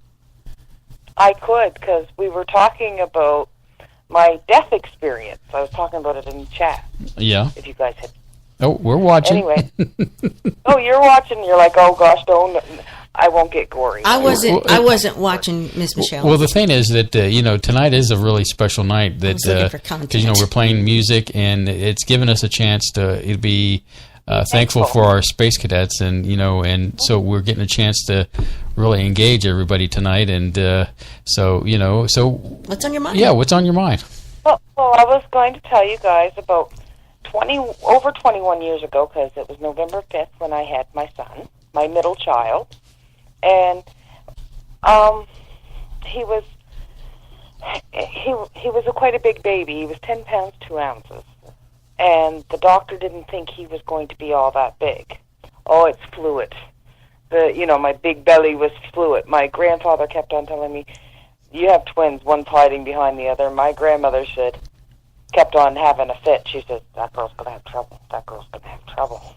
It was my second child, so it wasn't like, it was my first one. My mother's like, oh, the doctor says she'll be fine. So, but my mother went with me into the delivery room as well as the father. and we were in the delivery room, and I was pushing him out. I'm not going to get gross, guys, okay? Nobody has to close their ears. But I thought about birth. I thought a bird delivers a baby. No, it's not how it works. Anyway, so I'm pushing the child out, and I'd been doing so for about 2 hours. Quite a long time. That's not labor. Labor was like 15 hours in total, but this is how long I was pushing, which is usually half an hour, maybe an hour. Some people, it varies, right? Mm-hmm. But I was about 2 hours into this pushing business, and my son got stuck inside me, and it pushed on a vein, an artery, and my heart stopped. Oh, wow. Man. I stopped. Like, I was in mid-push, and I fell right back.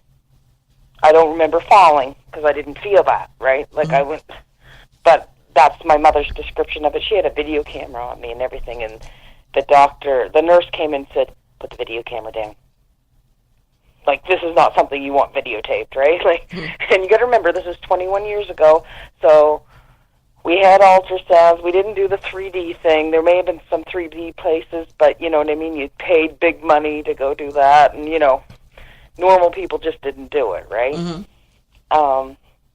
And, you know, everything was supposed to be normal with this baby. So I black out physically, and all of a sudden, I'm standing behind the doctor. And I can see everything, which, once again, as I will tell you, there's nothing beautiful about birth. Right. It's gross. It's gross. But I'm standing there, and the doctor is, like, stopping my leg and yelling for all these people to come in. And there must have been 15 people, like nurses, doctors, I'm not sure what they were. But they're all rushing in with different machines and everything and pushing my mother and the father to the side. And, like, she's done. She's done. Like, you know, there was no heartbeat. And he's like, time. And he says, no, don't defibrillate because the baby's still in. We have to get the baby out. The baby's still alive. And I'm standing behind him. And then there was this man standing beside me. And he speaks to me, and he says, and he's an older guy. Now, I'm not saying he's God. To me, he wasn't God. I think he was just like a person, sort of like a ghost or something, right? And he says to me, dear, you got to get back in there. That baby needs you. You have other things to do. You have bigger things to do. It's not your time. Get back in there while you can. And he sort of patted my shoulder. And this whole time I'm seeing the doctor, like the doctor was almost in tears because he didn't think this baby was that big. He was a very good doctor. I'm not dissing him in any which way. Mm-hmm. Mistakes were made, right? Anyway, and he was almost in tears because he knew I had another child at home, and and this baby here was going to walk out without a mother, right? Like, there was a lot at risk here, and he knew he had to get that baby out, and he's like, I got to tear her apart to take this out, because that's basically what you have to do.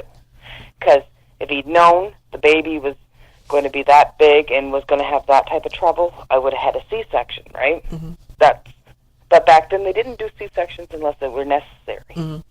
Now I think they almost recommend C-sections. I don't know. It seems like a lot more women are having them now.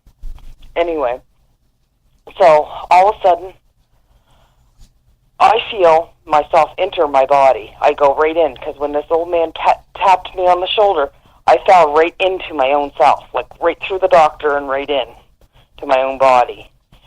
And I could hear, but meanwhile, by the way, I could hear my mother going, Michelle, wake up, Michelle, wake up. And the nurse trying to tell her to calm down. Ma'am, you have to calm down. We're trying to do what we can for her. And I enter my own body, and my eyes come open, and I go, I am awake. And Mom goes, she's going to do it. And the doctor goes, sweetheart, if you can push, get that baby out. He said he must have moved. Quentin must have moved just enough that whatever the artery was that he was pushing on allowed the blood to go back to my heart. And Quentin had a lot of problems, my son. He did. He was born with, he had a club foot. That was the first thing. And then he had several other medical problems. He had several operations, and of course, I've talked about this before. My son has autism also. I believe he was born with that. That I don't take to the theory that it's injection caused. Maybe some people know something that I don't, but I would never tell anybody, don't give them their shots. You're safer giving them the shots, because all these kids with the shots carry that virus, and it's going to give it to your child when they go to daycare, preschool, go to school. They're going to get it. Mm-hmm. I wouldn't not give my children the shot. I know of a woman who lost a child to measles because she was not giving her kids the shots. It's a terrible thing. You don't want to lose your children, you know. Mm-hmm. Over something that's preventable. Anyway, yeah, no, well, the you know what I mean? Like, it's the funniest little things. And I know we're all questionable. The flu vaccination, you know what I mean? Mm-hmm. That's your own opinion. I personally, I don't see where they usually do too much good, okay? Be honest. Mm-hmm. I mean, I'm an RN. I work in a hospital, not in a hospital, but in a nursing home. All those old people get that flu shot, and every year they all get the flu, so I don't see where it does too much, to be honest. They get that pneumonia shot, and they all get the, you know what I mean, the certain ones still get the pneumonia, you know. And, I hate the flu shot. I hate the way it makes me feel. It takes me 4 days to recover from the shot. Every time I get it, I get the flu, and I get it. I've gotten it, the 1 year, that I got it, I actually got the flu. I never get the flu. I never had one before. I thought I was dying. I had the flu. I pitched a fever. I was on my way to work, and I stopped at a friend's house, and all of a sudden I just fell asleep on her couch while I was talking to her, and she's like, that's odd. And she woke me up. Michelle, you got to go to work, because I was working a night shift. Mm-hmm. And I said, oh. And I said, just a second, I got to go to the bathroom. And I started throwing up. And I go, oh my God, something's wrong. I think I got food poisoning. Call the work, I'm dying. And I go to the hospital, and they even hospitalized me because my doctor knew I never had the flu before. Oh my gosh. It was the worst experience in my life, and especially when you've never had that. And I've never had the flu before, so it was like... I don't know if I've had it either. If I have, I don't remember it. All I remember is strep throat every year of my childhood, so... Well, I used to get tonsillitis. That was the big thing for me. But anyway, continuing on. So I'm very thankful to be alive because I've had the privilege to raise all three of my kids, but Quentin definitely... To watch him turn into a man, and he is quite a good little man. That 10-pound, 2-ounce baby is only 105 pounds now at 21. Mm. But he's not a big person. He's not a big-built person. Usually he's between 105 and 115, depending. You know, he goes back and forth, but he's not a big-framed young man. So, but... Anyway, so he didn't grow that as big. You know, he wasn't a big human being. Just at that time he was. But yeah, but I'm very thankful because I was very blessed to be their mother. Well, we're very grateful for you too, that you survived that and went on to have just wonderful, fulfilling life and children. Well, you know what? Maybe we're grateful for Gene too. I mean... Yeah, we're great. I love Gene. He's so sweet. Hi, Gene. You're out there. Anyway, no, but see, when I had my kids, I wasn't educated at all. I didn't even have my grade 12. Really? Their father left me. And I'm going to tell you this. This is something I want everybody, when you think your life sucks, I want you to stop and listen to this. And think about this, because my life really sucked. He left me when I was pregnant with our third child. And I did things like picking berries, picking beans, You know what I mean? Anything that I could do, and then I did housework while I was pregnant with this child to keep a roof over their heads, keep them fed. And because I couldn't get a job because I was pregnant, he was a fisherman, and here fishing is a big fishing area, okay? Mm-hmm. So at the time there was a lot of fishermen, and that was big money, and women who have spouses that are fishermen don't have to work. Well, he left me high and dry, not a cent, not a nothing. Anyway, so I did that, and after Molly was born, I got a job as a cashier. After she got old enough that Mom and Dad could watch them for me while I worked. And then I went and worked at a call center. And while I worked at this call center full-time, taking care of 3 kids, I put my butt through school. I went and got my grade 12, and then I paid. No, this was not something the government paid for.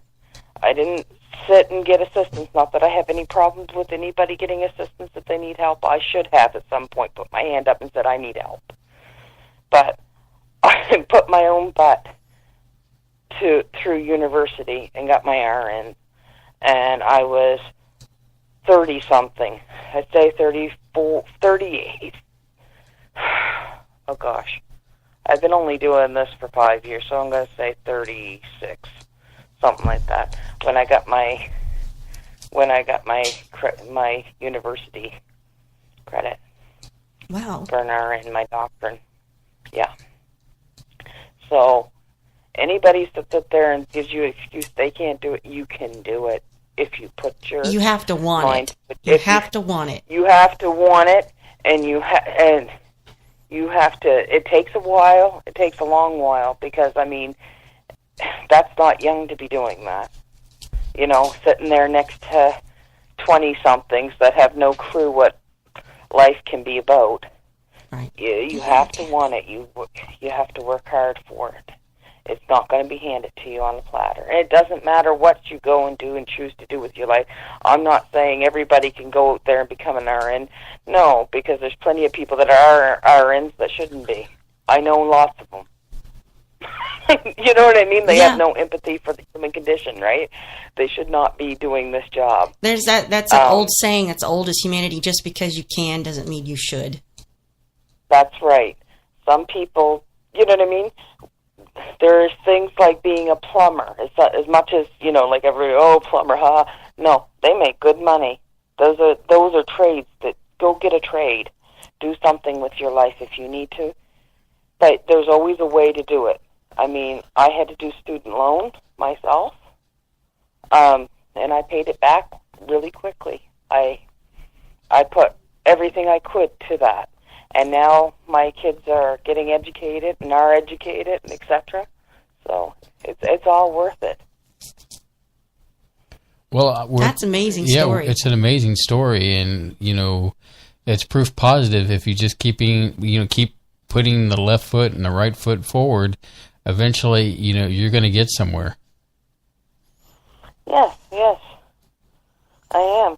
Anyway, I'm sure there's other people that want to, you know, call in, so I'll stop taking your airtime because, you know, not everybody wants to hear my interesting stories. Oh, that's not the case, Miss Michelle. You know we love you to death, and you know you appreciate you. Yeah, we appreciate you, and you know we won't even go into the T-shirt thing because then that K28 will come unhinged. But you know we wouldn't have sent you the shirt if we didn't. Much to unhinge it. That shirt rocked it yesterday, by the way.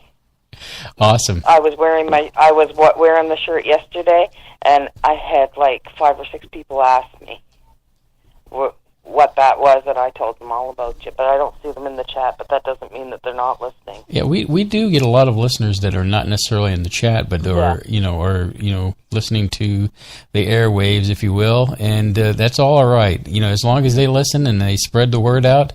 That's all that matters, is that we get a chance to have a consciousness and a conversation that's universal. And, you know, at the end of the day, we all have a good time. And that's what's important.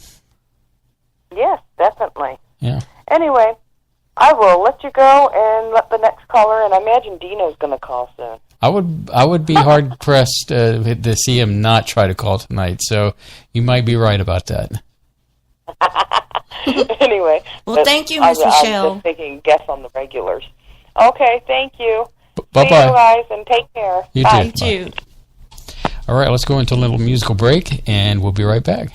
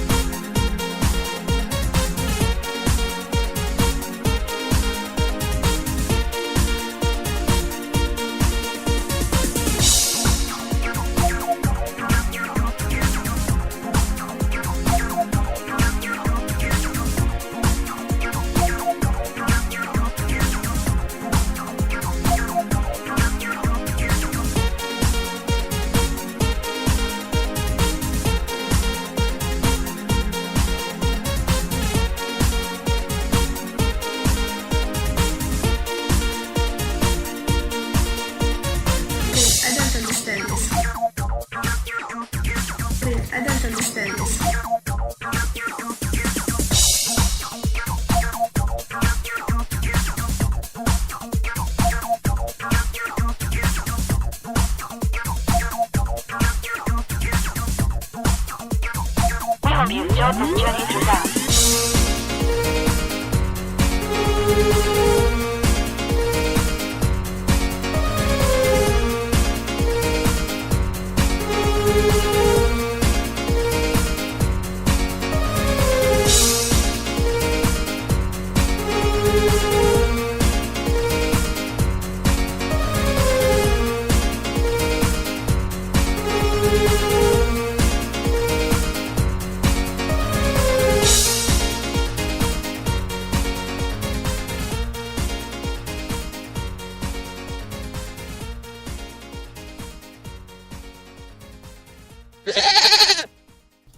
Anyway, hopefully Gene caught that before he left. Yeah. Hey, is it true we're actually having a guest next weekend? Yes, we are. I was going to talk about that in about a few minutes from now. That's cool. Can I tell you something? Can I give you an interesting tidbit? Is it housekeeping? No. Did you know that the U.S. Department of Defense is developing, they're going to bioengineer plants with discrete self-sustaining sensors that can spy on their surroundings? I'm not surprised. They want to stick things into left and right to be able to spy on people. They're being designed to detect environmental changes such as radiation, pathogens, chemicals, nuclear threats, and electromagnetic waves. So the plants are meant to be a little more high-tech than a sunflower with a subtle antenna and a camera. But I don't really get why they would go to this trouble. Why just not put the tech, just stick the tech in a stick and stick the stick in the ground? I mean, that's a mouthful. You know what I'm saying? Can you say that 3 times fast? Do you think that this would allow them to gain sentience? What, plants? Yeah. It's... Don't they already sense the environment? Like, if the environment's not working, it dies. That's usually your biggest indicator. They've shown that, talking to plants, actually, in a good, positive way, promotes growth in talking to a plant. But what does it tell you about the environment? What, the plant? Oh, gosh. Did you ever hear Carl Pilkington talking about the story where... Explain it to the audience first, who he is. Carl Pilkington, it's getting late. It's just some guy who was like an audio production engineer in a radio studio, and then one day Ricky Gervais and Stephen Merchant was in the studio, and he had to do the audio for them. Well, they started dragging them into their broadcast. And next thing you know, he's an overnight sensation because he's just a regular guy who's not trying to be funny, who ends up being hysterically funny. And he said, he was telling Ricky and Steve one night about this plant that found a murderer because the plant witnessed a murder in an office. And so they put this plant in a room with each suspect, and they hooked it up to like electrodes and whatnot to get the reaction of the plant. And when the reaction... So let me get this straight. When the plant got scared when the murderer came in, they nailed the murderer.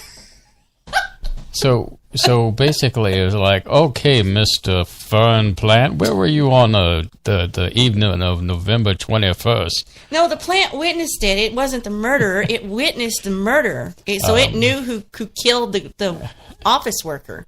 So I think it's number 5, the guy that's on the left there that did the criminal act. Isn't that crazy? But now they're saying they're going to make them, they're going to enhance them so they can help teach us things about the environment. So I got plant dead, environment bad. So okay, strangeness indeed. Though the article I got that on said, how effective is that if your little army can be killed with a can of Roundup? So. It almost makes me think of the Plants vs. Zombies thing. Mm-hmm. The game. Zombie plants. Ooh. Yeah, you'd probably just follow your nails. Coming this evening. I know, I've seen the game. I've even played it. Coming this fall to AMC, The Walking Ferns.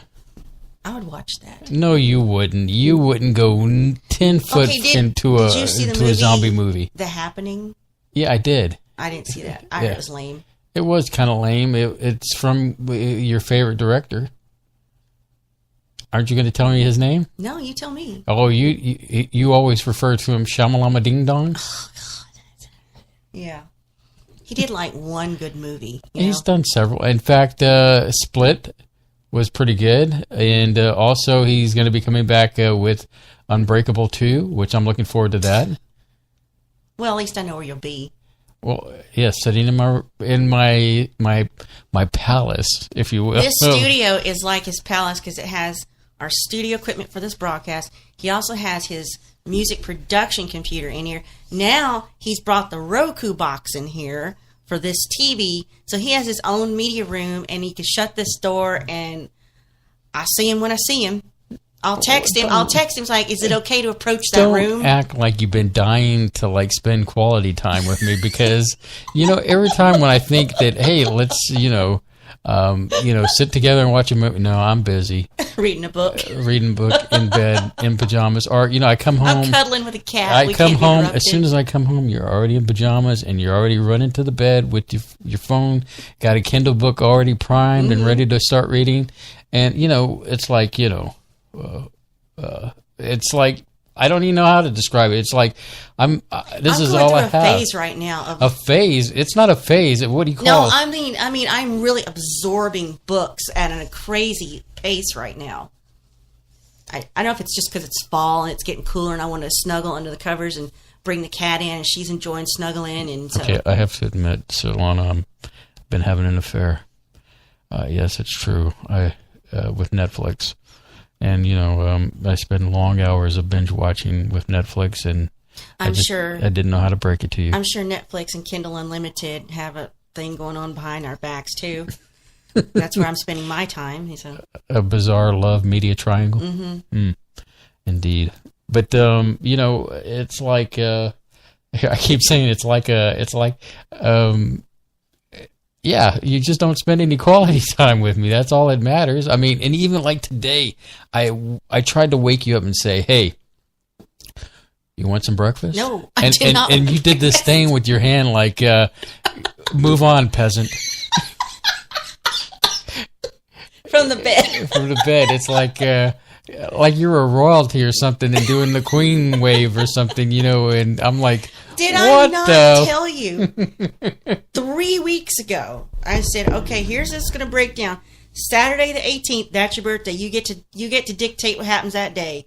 And then on this day, I said, I call Saturday the weekend of Thanksgiving. I call that as mine. You said you were going to, Friday. You didn't have me at all. You were at work anyway. And didn't so matter that seemed what like, I did. That seemed like, you got that day as a bonus. Right. And then, I wanted to spend some quality time with you.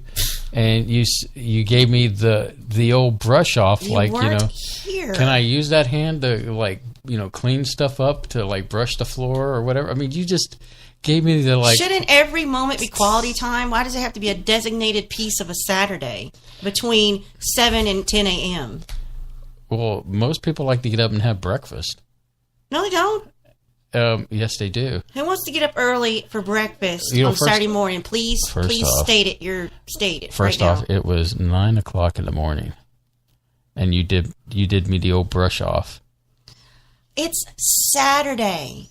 Why can't I get to sleep late one day a week? Why? Why can't I have that? I work 5 days a week like you do. Did you not sleep? I get up earlier than you do. Did you not sleep late Thursday? Thursday. Well, I didn't know that was going to happen. And you slept late probably Friday. No, I didn't. I got up by 8 to get there at 9. And, at 8 o'clock. And you slept, until 1 o'clock today? Mm-mm. You think that you don't have days where you get to sleep late, but you do. And this upsets you because our time is so finite that we have such limited time to spend together. I can make it more finite for you. Speaking of finite, the time is coming close to ending Spaceboy Universe for the night, and this Saturday will go down in history as it always does with a conversation with us getting into an argument. Fortunately, I don't know why that makes me. Fortunately, she's already gotten ahead of me of doing the grocery list for tomorrow, which is always a blessing. So, I'm going to make it, and you're going to eat it, and that's it. Speaking of next week, we have a guest, and Yay! I believe his name is Dan McFarland. He's a skater, with the board. That's always It's cool. like skateboard. Skateboard. Yeah, if you put it all together, it's kind of like one of those electric company skate. But does this not have to do with virtual reality? It does. He's, I guess, got a market in a virtual reality thing and game, and we're going to talk about all that great stuff. And then It's going to be cool. Hopefully, interject some skating history. Met him at Maker Faire. Mm-hmm. Met him at a very, very cool dude, and maybe we'll get him to Righteous Dude before it's all over. Yay! So that'll be It's gonna next be fun. week on the Universe, and just tune in next Saturday, 9 p.m. Central Standard Time, when Surlana and I will get into some kind of fist match, and discuss why she gets to sleep late. Why? You just need to accept it and move on. Why should I accept it? Find your things to do and move on. See, I don't want to just fall into this groove of eventually you saying, well, you never take me anywhere, or you never do things with me, or if I want to do something or go somewhere, I'll make it happen. Yeah, by yourself, right? But see, where's the point in that? I married you. We're here all the time. Yeah, but no. You have this broadcast. We're here. We're here now for a few hours, but then there's that time that I get home at night and you're already in bed. You passed out. No, I'm not. Snoring and cutting down forests and stuff. I stay up and I sit there and I'm like, okay, how much is acceptable togetherness before I can bug out of here? See, what is this? Do you have some kind of secret clock on your arm? Yeah, the pillow has it. You do this number, okay. All right, there we go. Ready? All right, he's going to be, I'm giving him 10 seconds. Oh, I'm sorry. I got to go to bed and read my Kindle book. That's the buzzer, and our time is done. See how you are? Just like here it is at 1 minute till, and we will see you next Saturday. That is true. So join us next Saturday, 9 p.m. Central Standard Time, when we'll solve the world's problems right here on the Universe. So don't miss that opportunity. And remember, call in next week because we love Space Cadets. We also love Canadians. They're tasty.